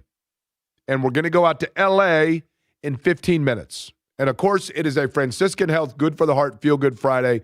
Great story for you from the South Side, bottom of the hour.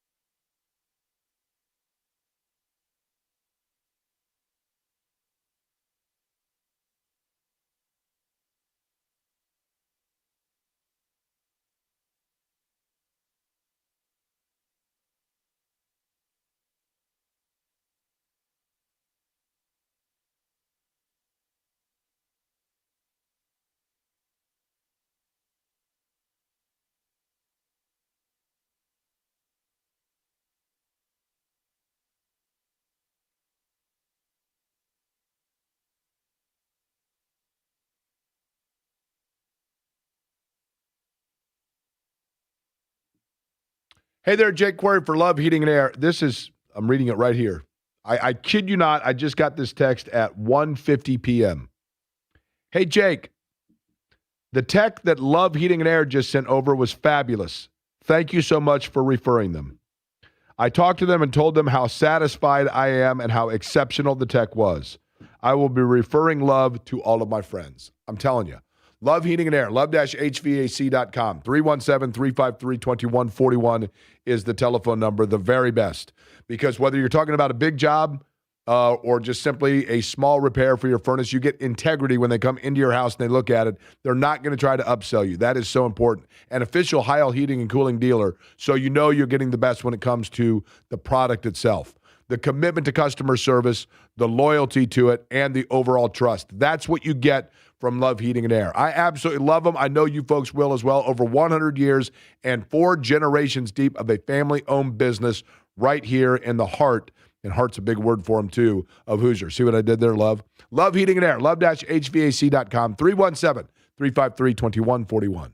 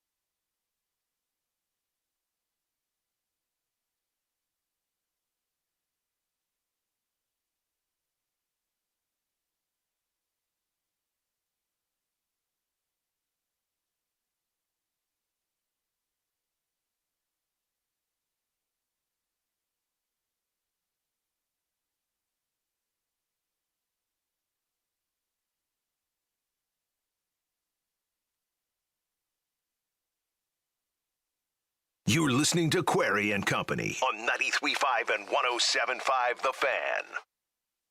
You know, this song just kind of makes me want to get up and dance. What kind of dance moves? Let's see it. Let's see. Okay, you ready? Okay. Re-rack the song in the beginning. Come on now, seriously. Well, but it's the part when he, and this, I'm a very good dancer. I've had a lot of compliments over the years. Kids in particular love my dancing. Let me know when you're ready. Go ahead. Okay. If you could. Okay. So you're just kind of standing, like just kind of standing around, right? And then it's kind of like and then you kind of do like not totally the white guy overbite dance, but just kind of like a back and forth. I mean, you can't see it. People on the radio can't see it, but I'm grooving on it, right? I'm wacky on the NyQuil anyway, right? What do you think? I could do this too, I mean, there's still some move in here. I know that surprises you. I'm clipping that, and I will be putting it on Twitter with a meme. Okay, what about simply this? Okay, we're getting a little risque. Yeah. What we're into now is if you raise your hands much higher, we may see your belly button. Well, it's a little bit larger than you. The mid-90s wedding crasher that I was, right? I mean, I got news for you. How did Shannon land you? With those dance moves. More like, how did I land that, right? That's probably a better question with that. Yeah. Can we be honest here? All right, Super Bowl Sunday is upon us. Not necessarily, but I mean, it's the weekend leading into it. And, the Super Bowl itself, for a long time there, I mean, this is an American holiday, right? I mean, there were people that were like, we should just make it a holiday, Monday off after the Super Bowl because the whole country's watching and invested. So, Eddie, that said, your Super Bowl plans are what? I think we are, Olivia and I, the lady, are going over to a friend's house. We're going to have a good time with I think it's like 7 to 9 people. We're just going to have a good time. I have to work the Pacers game, though. I'm hoping Eddie White doesn't be Eddie White and, talk into a microphone too long. Because sometimes when Eddie gets the microphone in front of him, he just can't stop. So I'm just hoping that Eddie White can be quick on the World's Greatest postgame show, get out of here, get to my buddy's house, have a good time. What about you? Well, no, here's the thing. Eddie will have to get out early on the postgame show because he's got to go home and send pictures of all of his Super Bowl merchandise. Well, here's in his the man thing, cave. Jake. I don't know how many people know this. When it's a road game, Eddie White doesn't come in studio with me. He's got a nice little setup at his house. Really? So yeah, he does the show from Casa de White. Oh, better known as White Castle, right? Which I didn't want to go there. I love me some sliders. I don't really have any plans as of right now. I will tell you this, though. My one bold prediction I always make. They will call tails, it will be heads, and the team that then gets to pick will defer. That is my one big thing for you. Let me pull up a sports book, Jake, because, you can bet on the coin toss. It's probably 50-50 odds, I would guess, hope, right? I would hope, right? Don't they say that tails never fails because the weight of the head side, the side that has whatever the head is on, is always a bigger embossed thing, and so therefore it lands? Well, there's also another phrasing for never bet on your head. Excuse me? You've never heard that? Okay. What would, if I, can you get can you go on all three of those? What? What is going to be called, what is actually going to land, and whether or not the team defers? Well, I can give you the coin toss. I got to further look and see if there's one specifically out there for coin toss result and game result. These are my two predictions. Tails will be called, it will land heads, winning team defers, and then the other one is a defensive player, most valuable player. So if you want to go that route, Jake, you can do a little same game parlay action. You can bet whichever result you think it'll be, heads or tails, with whoever you think will win. So like if you wanted to say, the coin toss result, it'll be heads and I think the Patriots will win, you can do that on this specific sports book I'm looking at. If you want to bet on tails and you think the Seahawks will win, you can also do that. Okay. Who do you think will win the game? I think it's Seattle. I'm kind of with Kevin on this, though. Whenever it's thought to be so one-sided, there's just a plucky thing about the other one that just hangs around. I think about the Patriots. Last night when Adam Vinatieri was named into the Hall of Fame, Kurt Warner, in introducing him, said, he had Super Bowl winning kicks, including one that came at my expense because it was against the Rams. That team just hung around and hung around and hung around and found a way to win, and that was when they were the plucky, upstart, underdog Patriots. And it was only fitting because it was after 9/11 and Patriots and all that. I mean, it was a great thing. It was a great story. Vinatieri last night getting in the Hall of Fame. Reggie Wayne did not hear his name called. You heard us talking about that with Kevin earlier. The NFL awards show was interesting. In particular, you would think and assume that if you were giving out awards for things, for example, like Coach of the Year, Mike Verable, that you would get a presenter. Mike Verable is busy preparing for the Super Bowl. How do you not? I don't blame her for not knowing the pronunciation per se. I mean, I am the king of that. I get hung up on all kinds of names. But how do you not tell the presenter ahead of time or put it out there phonetically for them to read? Like they do with Roger Goodell for the draft or whomever is making the pick. They do that. On those cards. Yeah.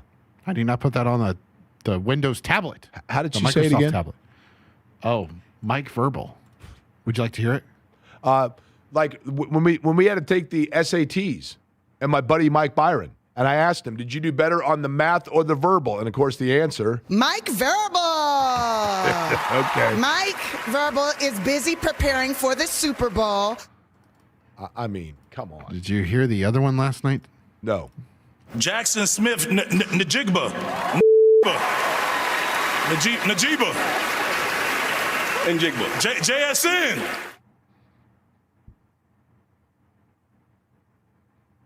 I mean, admittedly, it is an odd name because you don't know if the. I felt bad for Barry silent or Sanders. not. Barry Sanders was up there with Drewski, and Barry was like, "What are we doing here?" Kind of like me with you all the time. Okay. You like that crock pot analogy, though, didn't you? No, the crock pot was bad. The whole QR thing is not good either. You know what, Eddie? Thank you for mentioning that. I aired earlier. I should have mentioned this when I did my post yesterday about all of the players and the tie-ins for Pacers trades over the years. Someone responded with simply, and this is arguably the greatest response that anybody has sent to me. I could not tell you how pleased I was to get this reply. Let me see if you can even see this. This is the response that was sent to me. Can you see my phone, Eddie? No, I can't. Yeah, sure you can. I can't. It's very pixelated. Somebody sent me a GIF.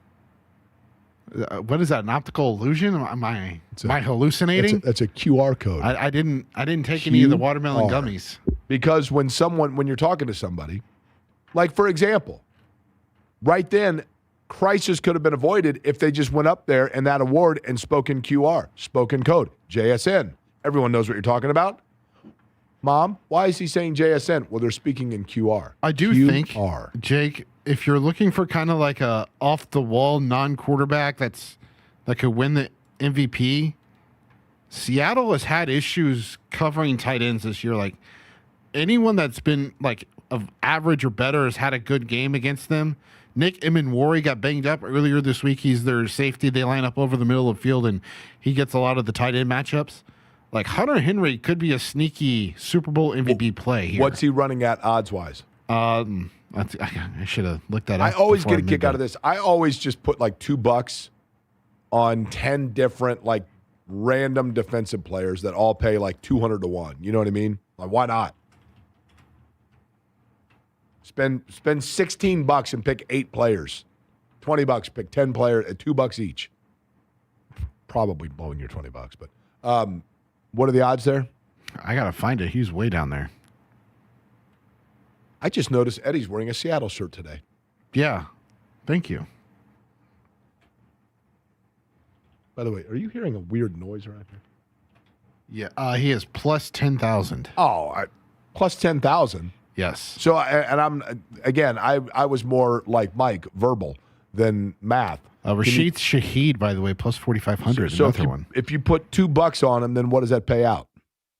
On Shaheed, or are you talking about Hunter Henry? At plus 10,000. You win $200. Yeah, I mean, come on. Why not, right? Why not? It's like buying a scratch-off lottery ticket. I thought about this before we go out to L.A. real quick, Eddie. Here's my question of the day for you that has nothing to do with the Super Bowl nor the Pacers trade. Was driving down College, and at 38th and College, on the east side of the road, northeast corner of 38th and College, there is a store there. I'm not even sure what it is. I think they sell games of some sort. And it's pretty cool. The outer painting of the store, the outer facade of the store, is nothing but murals of different characters over the years, like Bugs Bunny or Woody from Toy Story, whatever else. The very far eastern end of the building is the Reggie, and it's a very good drawing of it. 2 stories high or whatever. It's the Reggie Miller choke caricature. What are the 3 most famous images in Indianapolis sports history or Indiana sports history? I don't mean moments. I mean, obviously, the Colts winning the Super Bowl would be one of the moments. Maybe the image of Peyton lifting the Lombardi trophy. That's about the only image that comes to mind from that Super Bowl. In the rain with Dungy next to him, and he lifts the Lombardi up wearing the hat. Maybe that's one. Anything else? The Reggie choke sign is the number one when it comes to the Pacers, right? Halliburton doing it back would maybe be second, or Halliburton with the large, under the nether region. I'm just confused right now. Sorry. By the Olympic opening ceremony right now. Mm-hmm. They have these like big tubular things that look like a can of toothpaste. Okay. And they're dropping down in colors of blue, red, and yellow. Okay. It's very odd. Well, what is that? Spain? I mean, I know it's in Italy, but it's I guess it would help if I had the audio. Is it just looking on video. Is it the Spanish team or the Venezuelan team that's doing that? Without audio, I can tell. But yes, the Reggie Miller choke sign. Okay. Yeah. What are the others that come to mind to you? If you were to paint a mural of famous single moment images. What about Tyrese? That's what I said. The big cojones. Yes, that would be up there. Maybe Tyrese's version of the choke sign. I think the original Reggie choke sign though that's the one in that. The only other two that really Peyton lifting the Lombardi would be one, right? Reggie celebrating the touchdown. Yeah, that's not bad. That's not bad. Doing the roll of the dice, that's not bad. The only other two that really jumped out at me are in indie sports lore. One is Bob Knight throwing the chair. I mean, you could say, there have been great moments for Purdue and Indiana, and Hayward launching that shot maybe is up there. But to me, the two that came to mind, Knight throwing the chair was one, and then the other one was, and maybe people are going to say that this is my Indy 500 bias, but I do feel like the Danny Sullivan with the smoke all around, straightening his car, spin to win. I think that's the most iconic image in a ton of Indy 500 images. That's as iconic as any of them. Tomer Azarli is with Clutch Points out in Los Angeles. He covers the Los Angeles Clippers. And, of course, yesterday, it takes two to tango. The Clippers, the other on the side of the Pacers trade at the trade deadline. And Tomer joins us now on the Java House Peel and Pour guest line. Tomer, first off, I'm going to guess in Los Angeles right now, 72 sunny and a slight breeze. Am I right? Yeah, sounds about right. It's about 75 right now. Pretty warm right now. It's got a little cooler the last couple of days, but yeah, it's been. You guessed correctly. Yes, you did. Pretty warm at 75. Hey, Tomer, listen. I'm going to send you some sympathy in the mail, okay, for that too warm of 75 here. We're looking at 9 feet of snow here in Indiana. We haven't seen. Wow. Tomer, let me tell you something. We haven't seen. Do you remember that video that came out for the Clippers with what's the guy that owns the Clippers, and there was the video of him getting crazy behind the basket on the sidelines. Steve Ballmer. Yeah. The last time when that Steve Ballmer video came out that became a meme for a while there, that was actually the last time we saw sun in Indiana. So that if that gives you any indication, right? Wow. Yeah, you know what? I will make do with our weather here. It's really difficult, but I'll make do, I promise. All right, fair enough. Let's get to this. First I would like to know what it was you think about Benedict Mathurin that intrigued the Clippers. But before we do that, let's get what Indiana is getting in terms of Ivica Zubac and what sort of a player the Pacers are getting. If you are familiar with Indiana, they do like to play when everybody is there, a faster tempo, up-pace style. Can he play that way? Yeah, absolutely. I mean, I followed the Pacers pretty closely last year. I attended the NBA Finals, so I was able to see them up close and watch just how they wanted to play basketball. I mean, I think Ivica Zubac fits in pretty well with what they want to do. I think ever since losing Miles Turner, they've kind of missed that defensive anchor, that defensive communicator inside. And so Zoo is a guy who I think fits that bill pretty seamlessly. He's not a guy who needs the ball necessarily, but he's great in pick and roll offensively. He's good with the left hand and right hand finishes, solid rebounder. I don't know if you remember a couple of years ago, he did have, I believe it was a 29-point, 30-rebound game against the Indiana Pacers and before he fouled out. So he's a guy who's been very talented. Clearly became almost an all-star last year. And so I think, he'll fit in pretty well with the Pacers. They're getting a really good player there and a guy who I think once Tyrese is back, will help them seriously contend for an NBA championship. Okay, now, and I like hearing that. People here are going to like hearing that. I appreciate it, Tomer. You look at, and if you saw the way Indiana played in the finals, what you saw was this. A large part of the offensive scheme they like to run with Halliburton did feature Turner coming up to the top on the high post and starting and facilitating kind of that weave that they run by being the first option and then, sending the ball out. Is that the kind of thing Zubac could do? I believe so. But look, the one thing I will say is Miles Turner had a pretty underwhelming NBA Finals offensively, if I remember correctly. He was not that great. And I think, correct. I think Zoo would be a much better, much stronger and physical force against a team like the Oklahoma City Thunder or other teams in the Eastern Conference. I think that's where Zoo maybe has a bit more of an advantage, where he's not really scared to get physical, scared to try and dunk on someone or go through contact. And he's a guy who gets to the free throw line pretty often, gets hit quite a bit. If you look at him, he's got a lot of scratches on his arms and all that. So he's not afraid of contact. So I think he's capable of being used in multiple ways. But definitely when you acquire someone like him and bring back Tyrese Halliburton, I think you're looking at a period of transition and just adapting to what each, player brings. Zoo's got used to playing with James Harden, was playing the best basketball of his career with James Harden. And so now you're looking at a different, point guard there with Andrew Nembhard, TJ McConnell, and then once Tyrese gets back, you're going to have a guy in Pascal Siakam, who obviously is a very big focal point for them, has been obviously an all-star this year. So I think Zoo is one of those guys who kind of fits in seamlessly. Like I said, he doesn't really need the ball all that much, but he's capable of giving you 16 and 12 very, very easily.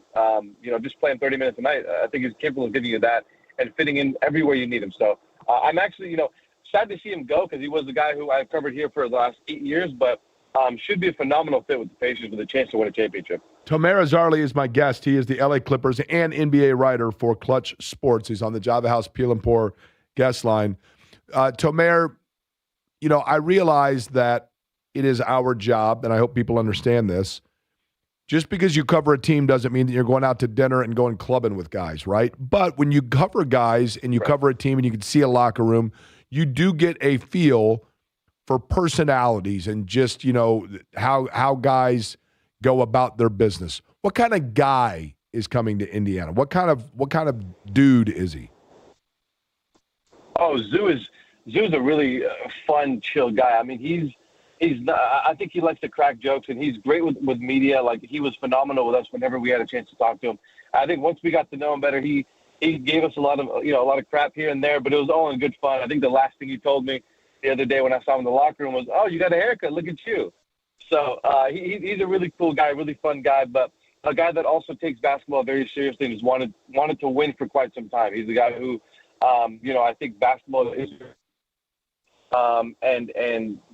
It's clearly made a living for him, but he also, when they've dealt with injuries, he's been just as frustrated as the guys who've been injured because he really wants a chance to win and compete for a championship. So, he just had his newborn daughter a couple of days ago, so clearly going through a lot, processing the trade. So I think it'll take some time for him to fully acclimate into that system and into the Indianapolis community. But again, he's a great dude overall. I fully enjoyed covering him over the last 8 years here and watching him kind of develop from this, second rounder who, was a bench guy for the Lakers into a starter and all-star caliber player for the Clippers. So it was very fun to see that. You guys are getting a really good and really fun player and a great personality, honestly. Great. By the way, Tomer, you get major props for your professionalism here for not correcting me when I said incorrectly. Clutch Points, right, is who you're with. As an NBA writer at LA Clippers, I said Clutch Sports. My apologies. Clutch Points is Tomer Azarly. Benedict Mathurin coming there. This is a guy that I have said really good player and kind of a quiet guy. Can be instant offense and really good isolation player. It has nothing to do with anything about him as a player, as a person, that he was sent from Indiana. I just think that, what they want to play didn't necessarily jive with what he brings to the table. So that said, what will his role be with Los Angeles, and why do you believe the Clippers felt the need to make the move? Well, immediately after, let's start with why they felt the need to make the move. We'll start with that part. I think once you traded James Harden, they're really fighting for a play-in spot here, but I think you really see that window to go for a championship kind of disappear. I think they've been solid in the last month and a half, but they weren't seriously going to be a championship contender this season. And so when you look at that and you look at how well Zoo has played with James Harden, the fact of the matter is I think this is probably the peak of his value. You probably weren't going to get much more than you got for him at this deadline with a couple of young, good players in Isaiah Jackson, Benedict Mathurin, the couple of unprotected picks as well. Like, that was really valuable. I think Indiana gave up quite a bit to get him. Obviously, it's a risk, and I think if they win a championship, it's obviously worth it. But they gave up quite a bit to get him. So I think from the Clippers' perspective, if they don't feel like they're contending for a championship or even a deep playoff run right now, it's probably best to retool and just get assets for, down the line. Maybe even go after a Giannis trade or just have assets to use down the line because they haven't had much draft capital at all since the Paul George trade. So that's that angle. And then Benedict Mathurin, as soon as they traded James Harden, they really, they needed to score. They needed a two guard who could really score. Darius Garland obviously can score, but you needed a bigger body. And I think Benedict Mathurin can provide that. He's a guy who, if I remember correctly, was not playing that much in the NBA Finals. Then came out and I think he had like a 20 or 25-point game and helped the Patriots win one of those big games in the finals. So a guy who I think has shown his ability to score and get to the free throw line. I think the key with him will be getting him to play within a system and getting him to be a maybe not a liability defensively, but being able to play within the team system defense. I think that'll be important. But there's no doubt he's got a lot of talent as a scorer, and I think Toronto is very excited to have a guy like that on the team. Lastly, Zubac, I'm curious of this, Tomer. Siakam works so well with his spin on the low block that he kind of needs space. And so if you get a space-eating big down there, it can get into the operating area of Siakam. Is Zubac the type that they can move kind of clear out of that space, if you will, and still have him be effective offensively speaking? Is there any concern with that movement, if you will? I don't necessarily think so. I mean, Zoo's got, like I mentioned, he's a great finisher with his right and his left. He's really been working on extending that little hook shot, that float shot to just inside the free throw line or that kind of distance. So he's capable of hitting the mid-range shot. He's not a guy who's really used that, and I think the Clippers, with how they've played, haven't really needed to. But I think he is capable of doing it. So I don't really foresee any issues with that. And again, you're getting a guy who's capable of fitting, I think, very seamlessly with some of these other guys on their team. And then not to mention the team-friendly contract aspect. So I think everything just really made sense there. I really don't foresee any issues with getting with getting Zubac acclimated to playing with a guy like Siakam, especially because Siakam can't space the floor out. Zoo has become really a good finisher, can post up easily, can pass out of double teams. I think he's better than people think he is offensively. I don't know how many people actually watched him, but he's pretty good offensively with the ball and off the ball. So I think people will be a little surprised to see how good he is.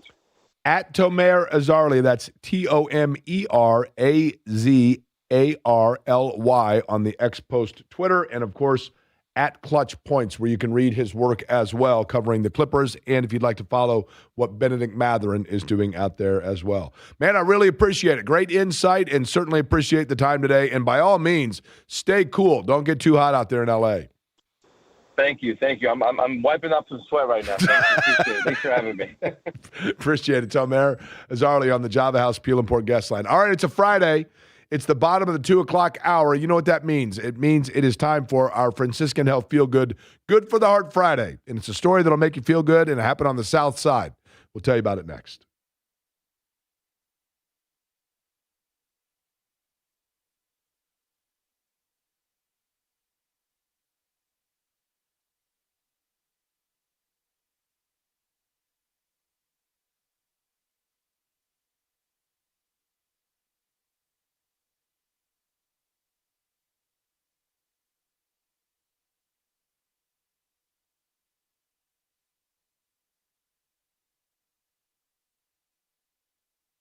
Hey there, Jake Query for Surfside. Look for the can with the sunset stripes. I'm talking about lemonade and vodka, a little splash of vodka in there, and, of course, iced tea and vodka, all fabulous. And oh so smooth, just 100 calories and 2 grams of sugar. But most importantly, no carbonation, so easy to enjoy. Whether you're watching the big game this Sunday, perfect companion, Surfside. Look for it wherever you buy, well, for your favorite grocery store or wherever you buy your favorite adult beverages. But please be 21 and consume responsibly.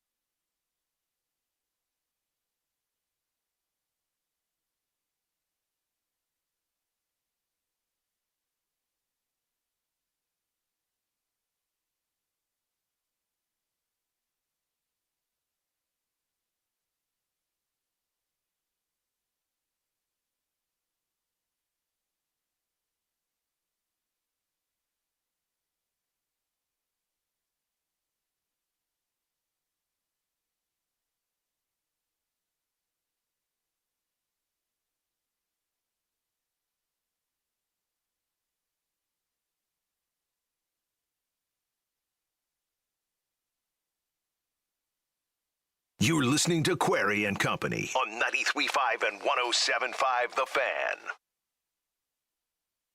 As you know, on Fridays, bottom of the 2 o'clock hour, it is time for our Franciscan Health Feel Good, Good for the Heart Friday. Of course, this all coming to you in partnership with Franciscan Health to raise awareness about cardiovascular health. We talk a lot about it, and I have been really appreciative of everybody buying into what we're talking about. And by that, I mean understanding the importance to me, to Franciscan, about making sure that you are simply taking care of your ticker. Heart scan, easy way to do it, right? Number one in Indiana for cardiology by health grades. Number one in Indiana for interventional coronary care and major cardiac surgery by CareChex, Franciscan Health, with the $49 heart scan. Just $49. It is non-invasive. It's very easy to do. And you can make your appointment. You can always call, make an appointment at 833-238-0688. Jake, I'm not going to remember 833-238-0688. I get it. If you don't want to write down 833-238-0688, you can A, always text me and I'll give you the information. Or B, simply go to franciscanhealth.org/screening bundles. Or more importantly, Google Franciscan Health and Heart Scan. And right there you will get all of the information. And I thought about today and, you know, the story I knew I was going to do. When I was reading yesterday on the Book of Faces, and I was reading a post from my buddy Pat Dyer, who I've mentioned Pat on the show before. Great dude. And, you know, I've gotten to know Pat a little bit over the years, and he had a post about his son, Preston. And his son, Preston, you know, he's got two children, and Preston is the one of his two children with special needs. And when he was writing about Preston and what he said, and it really struck a chord with me, he said, you know, it's difficult and a challenge when you have a child with special needs because, you know, they have their sibling that they're friends with growing up, and especially in younger years, that gives them that social outlet. But then when they get into the school age years, especially those children with developmental challenges or social challenges, communicative challenges like Preston has, the sibling, once you get into school, now the sibling that doesn't have some of those challenges before them is making school friends, and they're getting invited to baseball games, and they're part of the school play, and all of the things that we maybe take for granted when we were kids that are all just part of adapting to and being away from home and being away from mom and dad at school at younger years and whatever else. And Preston and so many like him, they have their own gifts. They have their own contribution. They have their own way that they've been created and crafted in the world to make their mark, to leave their beauty on the world itself. But it doesn't always come in the traditional form that we've known. Maybe sometimes it's simply by giving a look of an appreciation or by accomplishing a task that might be menial to others but is big to them, and so you see in that moment a victory. And that's what we talk a lot about. And in reading Pat just talking about some of the challenges that he and his wife have of knowing that Preston has his own victories, but seeing, maybe even if he's unaware of it, that he doesn't get to participate in some of the normal victories that kids do, and grasping that and understanding the importance of seeing the triumph in all of us is why the story that I read about and had talked with our friend Kyle Nedenrip about on the air a little bit before, and I knew that Kyle and I both were kind of made aware of this story a couple of weeks ago. And I'm talking about going back to the middle of January 13th in particular, in a game between Ron Colley and Perry Meridian in basketball. And we've all seen it. We all know that kid, or you go to a game and you see a kid that gets into the game at the end of the game and chucks up a three when his team's up 25, or chucks up a three when his team's down 30, whatever it might be. And you're like, come on. But not unlike, say, for the example of Preston, you never really know what the real victory is. You never really know what the true meaning is behind a moment. and why everybody seems to be going above and beyond with their celebration for a kid like Braden Collins coming in, an undersized guard at Roncalli and hitting a three from the corner. Why is everybody excited about a guy that came in and played 50 seconds in a game and hit a three? Whoop-de-doo. Well, sometimes a shot from a corner is more than that. Sometimes it's a shot that actually is going a lot more above and beyond from 19 feet 9 inches. Like, for example, Braden, who was a sophomore at Roncalli, integral part of the JV basketball team, and on his way to becoming a really solid rotation player, as any kid dreams of, at the varsity level for the Royals. And a kid that, really good player, good shooter, can handle the basketball, facilitate, do a lot of different things. And at the end of his sophomore year, like most kids in June of 2024, I'm sure he was probably going and playing pickup ball and open gym and basketball camps. But all of a sudden, things just felt different. Things felt different. Stamina wasn't there. Muscle aches and pains out of nowhere. Something seemed off. You know what? Let's do some tests. Let's find out. Let's make sure that we're getting you in the best shape you can be for your junior year and heading on to JV ball. So during those tests, they find out that Braden Collins had B-cell acute lymphoblastic leukemia, which is a really fancy way of saying he was a pretty sick young guy. And at that point, basketball becomes secondary. You got a much bigger game to play. But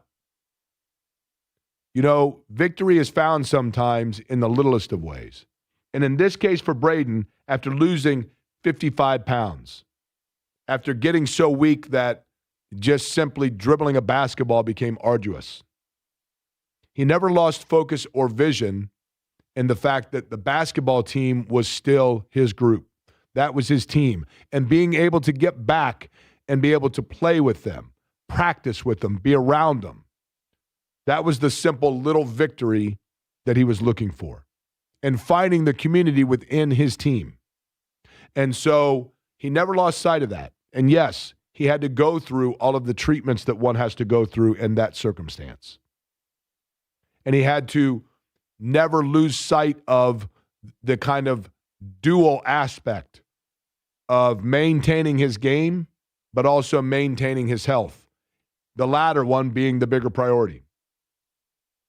But what a benefit and a blessing to have that opportunity and to now have what is considered to be an everyday practice victory that at one time probably would have been below what any player that's aspiring to make the varsity wants to do. But now you've simply moved the post a little bit on what truly the goal is. And that's what life is all about sometimes. Finding the goal, finding the purpose that is best for you in that moment. For most parents, like Pat and his wife with Preston, initially you have goals for what your child's going to be in elementary school, but then you learn that sometimes nature and medicine and the body might have other ideas, and it's about finding the purpose and finding the little victory. And in the case of Braden Collins, when he finally was able to get back and simply be around the guys at basketball practice, that purpose came back. And so too then the reality of goal number 2, which was to get back to the point of shooting baskets. First free throw he took could barely graze the net. Lost 55 pounds, wasn't the strongest guy in the world. And think about just how much your body is depleted from B-cell acute lymphoblastic leukemia. But he never lost sight of the goal. Neither did his teammates, which is why on January 13th, in a blowout game, when a kid that many would say, well, look at the physique of that kid, no wonder why he's a fringe JV varsity player, gets in for 50 seconds, and they find him in the corner. They find him in the corner, and he buries a three. And it's as much about the victory in this case for Braden, as it is also the victory for those kids at Roncalli.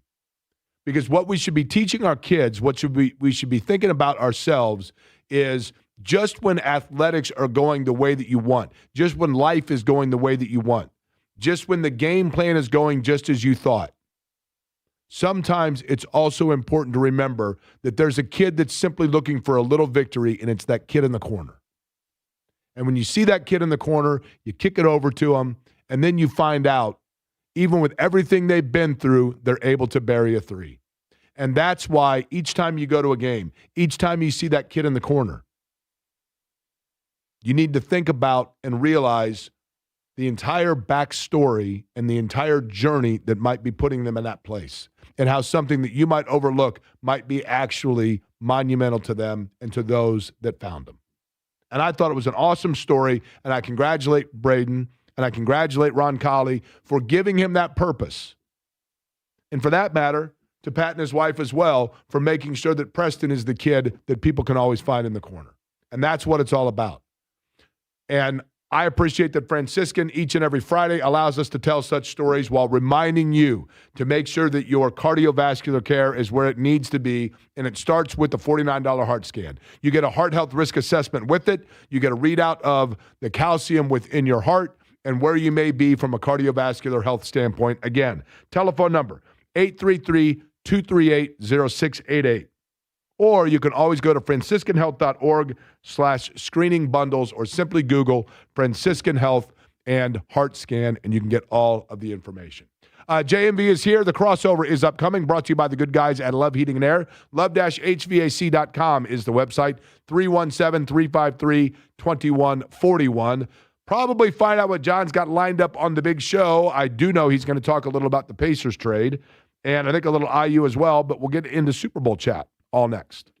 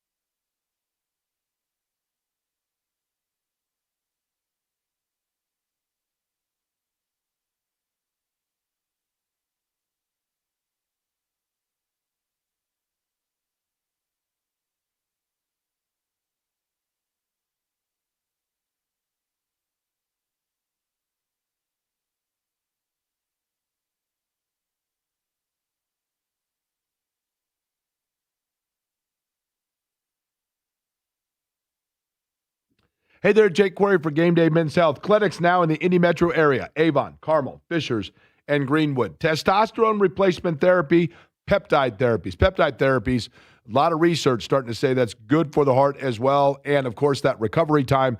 Guys, bottom line is this when it comes to Game Day Men's Health. You've been thinking about it. You're like, man, you know, I'm looking to lose a little weight. Weight loss therapy as well, available at Game Day Men's Health. Or you simply are getting that low energy or having a tough time recovering after a workout. That's where Game Day Men's Health and the therapies they provide are there for you. And I'm talking about, I went into their clinic in Carmel. Fabulous people, excellent clinic, and, of course, FDA-approved pharmacies right there for you, but a game plan that is specific to you. That's what I love about Game Day Men's Health. 1 hour, quick, easy, efficient, super friendly, and getting you back in the game no matter which therapy it is you're looking for. Find them online. Make a consultation appointment. GameDayMen'sHealth.com is the website. That's GameDayMen'sHealth.com.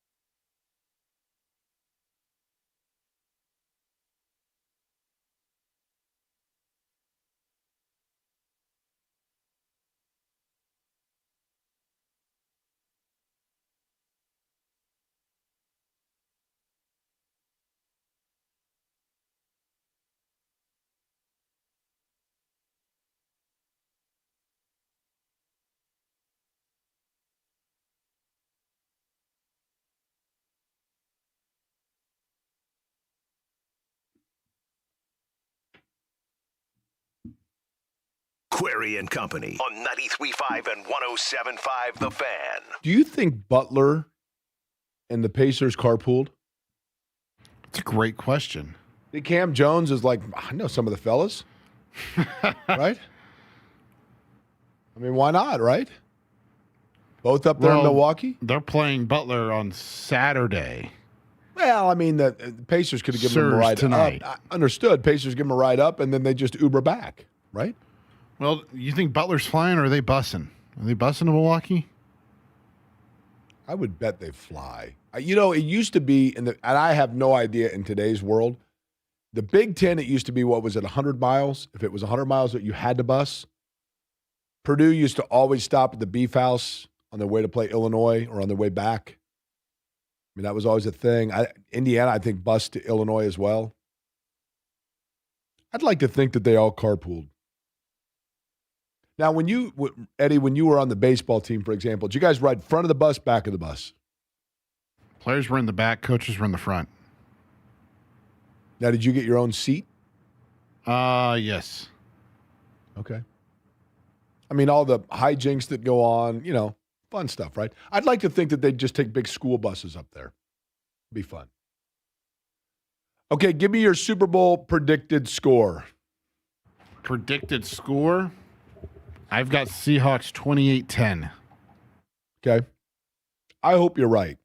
I would, Seattle's interesting because the Seahawks have been a surprisingly, a really solid franchise now for the whole the 2000s, right? You don't think of it as such, but, this is what, their third Super Bowl appearance, is that right? Fourth? They obviously lost to Pittsburgh, and then they beat Denver, and they beat New England, right? So this is their fourth? That's impressive when and all like kind of under different regimes, and that's a solid run. And I've always kind of liked them. I guess I would go so far as to say they're my NFC team, if that sounds weird. I've always liked them. I've got a lot of Seahawks merch just because I love their color scheme. But I worry about it a little bit. I think New England and Mike Verbal, I know it's Vrabel. Defensively, I think they're going to hang, and I think May is pretty precise. I'm going to say upset. And I'll go 23-21 New England wins. Hope I'm wrong, but that's what I think. John has arrived. JMV, what's on the big show? You know what? I got some of the green tea from Java House, and it worked wonders. I've been here since 10 a.m., and I think I want to jump off the roof. Seriously. I think I may swan dive right off the roof. What have you been doing for 5 hours? I have sat out in either that seat there or that other seat down there. I've fallen asleep in front of that computer out there like 5 times. I fell asleep in front of this one like an hour ago. I hooped last night until 11 o'clock, so I was a little bit tired anyway. But no, it's all good. Hey, I got a question for you. Do we know yet we're approaching Carb Day music, right? Entertainment time. We got any ideas? They're going to lowball things. And listen, this is not Doug Bowles' fault. I know whose fault this is. Doug wants the best for it. But are we going to lowball things this year? Or are we going to get some balls and do something with it? I have not heard. Yeah, I do know this. I do know that 20 years ago they had Oasis to a verbal agreement, and then at the 11th hour, Oasis backed out. Can you imagine that? Would have been a bigger deal in England than here, yeah. Yeah. Yes. Can you imagine? Would people coming up from, bless you, from southwestern Indiana, coming up from Greene County, dig on Oasis, you think? Yeah! I love you Gallaghers. Hey, can you boys fight? That's actually what they would have liked the most about it, right? They probably would have gotten in a fight. What would your guess be? This was always a fun game. Yeah. Who would your guess be? Well, last year it was Brett Michaels, who was really good. Probably what, All-American Rejects there also? All-American Rejects was the other one. What about Puddle of Mud? Would you like them? Yeah. Well, that guy can't stay out of jail. I probably shouldn't get into this story. Wes Scanlon's the lead singer, right? Yeah, I've got a pretty interesting background story with that clown. He needs his ass whipped, but I think he normally gets it whipped in prison because that's where he is all the time. That's right. But no, Puddle of Mud is probably what we're talking about right there. Has Limp Bizkit done it? Limp Bizkit has not done it. That would go over large, especially since Durst is now more of like a scholarly grandfather. That'll be my pick. Limp Bizkit's my pick. And I know Doug told me last year that they wanted to start moving into maybe the 2000s. Well, so start thinking 2000s right. band. That's what I mean. What about Foster the People? Do they do anything anymore? Well, that's a good. That probably won't be though. Okay. What about? Did they have Three Doors Down at one point? They've had Three Doors Down there before. Yeah. That would be Third Eye Blind. Third Eye Blind, Stephen. I think Third Eye Blind's been there before too. How about this? There's an offshoot that's touring of Stone Temple Pilots, obviously without Scott Weiland. That'd be the trick to have Scott Weiland, but without Scott Weiland, maybe something like that. Maybe that'd be all right. I thought they had them at one time, didn't they? They had him with Weiland, and it was probably one of the better ones. It just rained out there that day. I'll go with Limp Bizkit. Eddie's wrapping us, John. Cool. Big show lined up, right? Yeah, Bobby Marks is going to explain a little bit more on the Zubac deal. We got to get into the weekend of college basketball. And do we have to say big game, or can we say Super Bowl? I think we can say Super Bowl. Super Bowl and stuff it. All right. Coming up. J&B's up next. We'll be back with you at noon. Again, reminder, they will call heads. Oh, no, they will call tails. It will land heads. Winning team will defer. And Patriots win. We'll talk to you Monday at noon. Thanks for listening to Query & Company.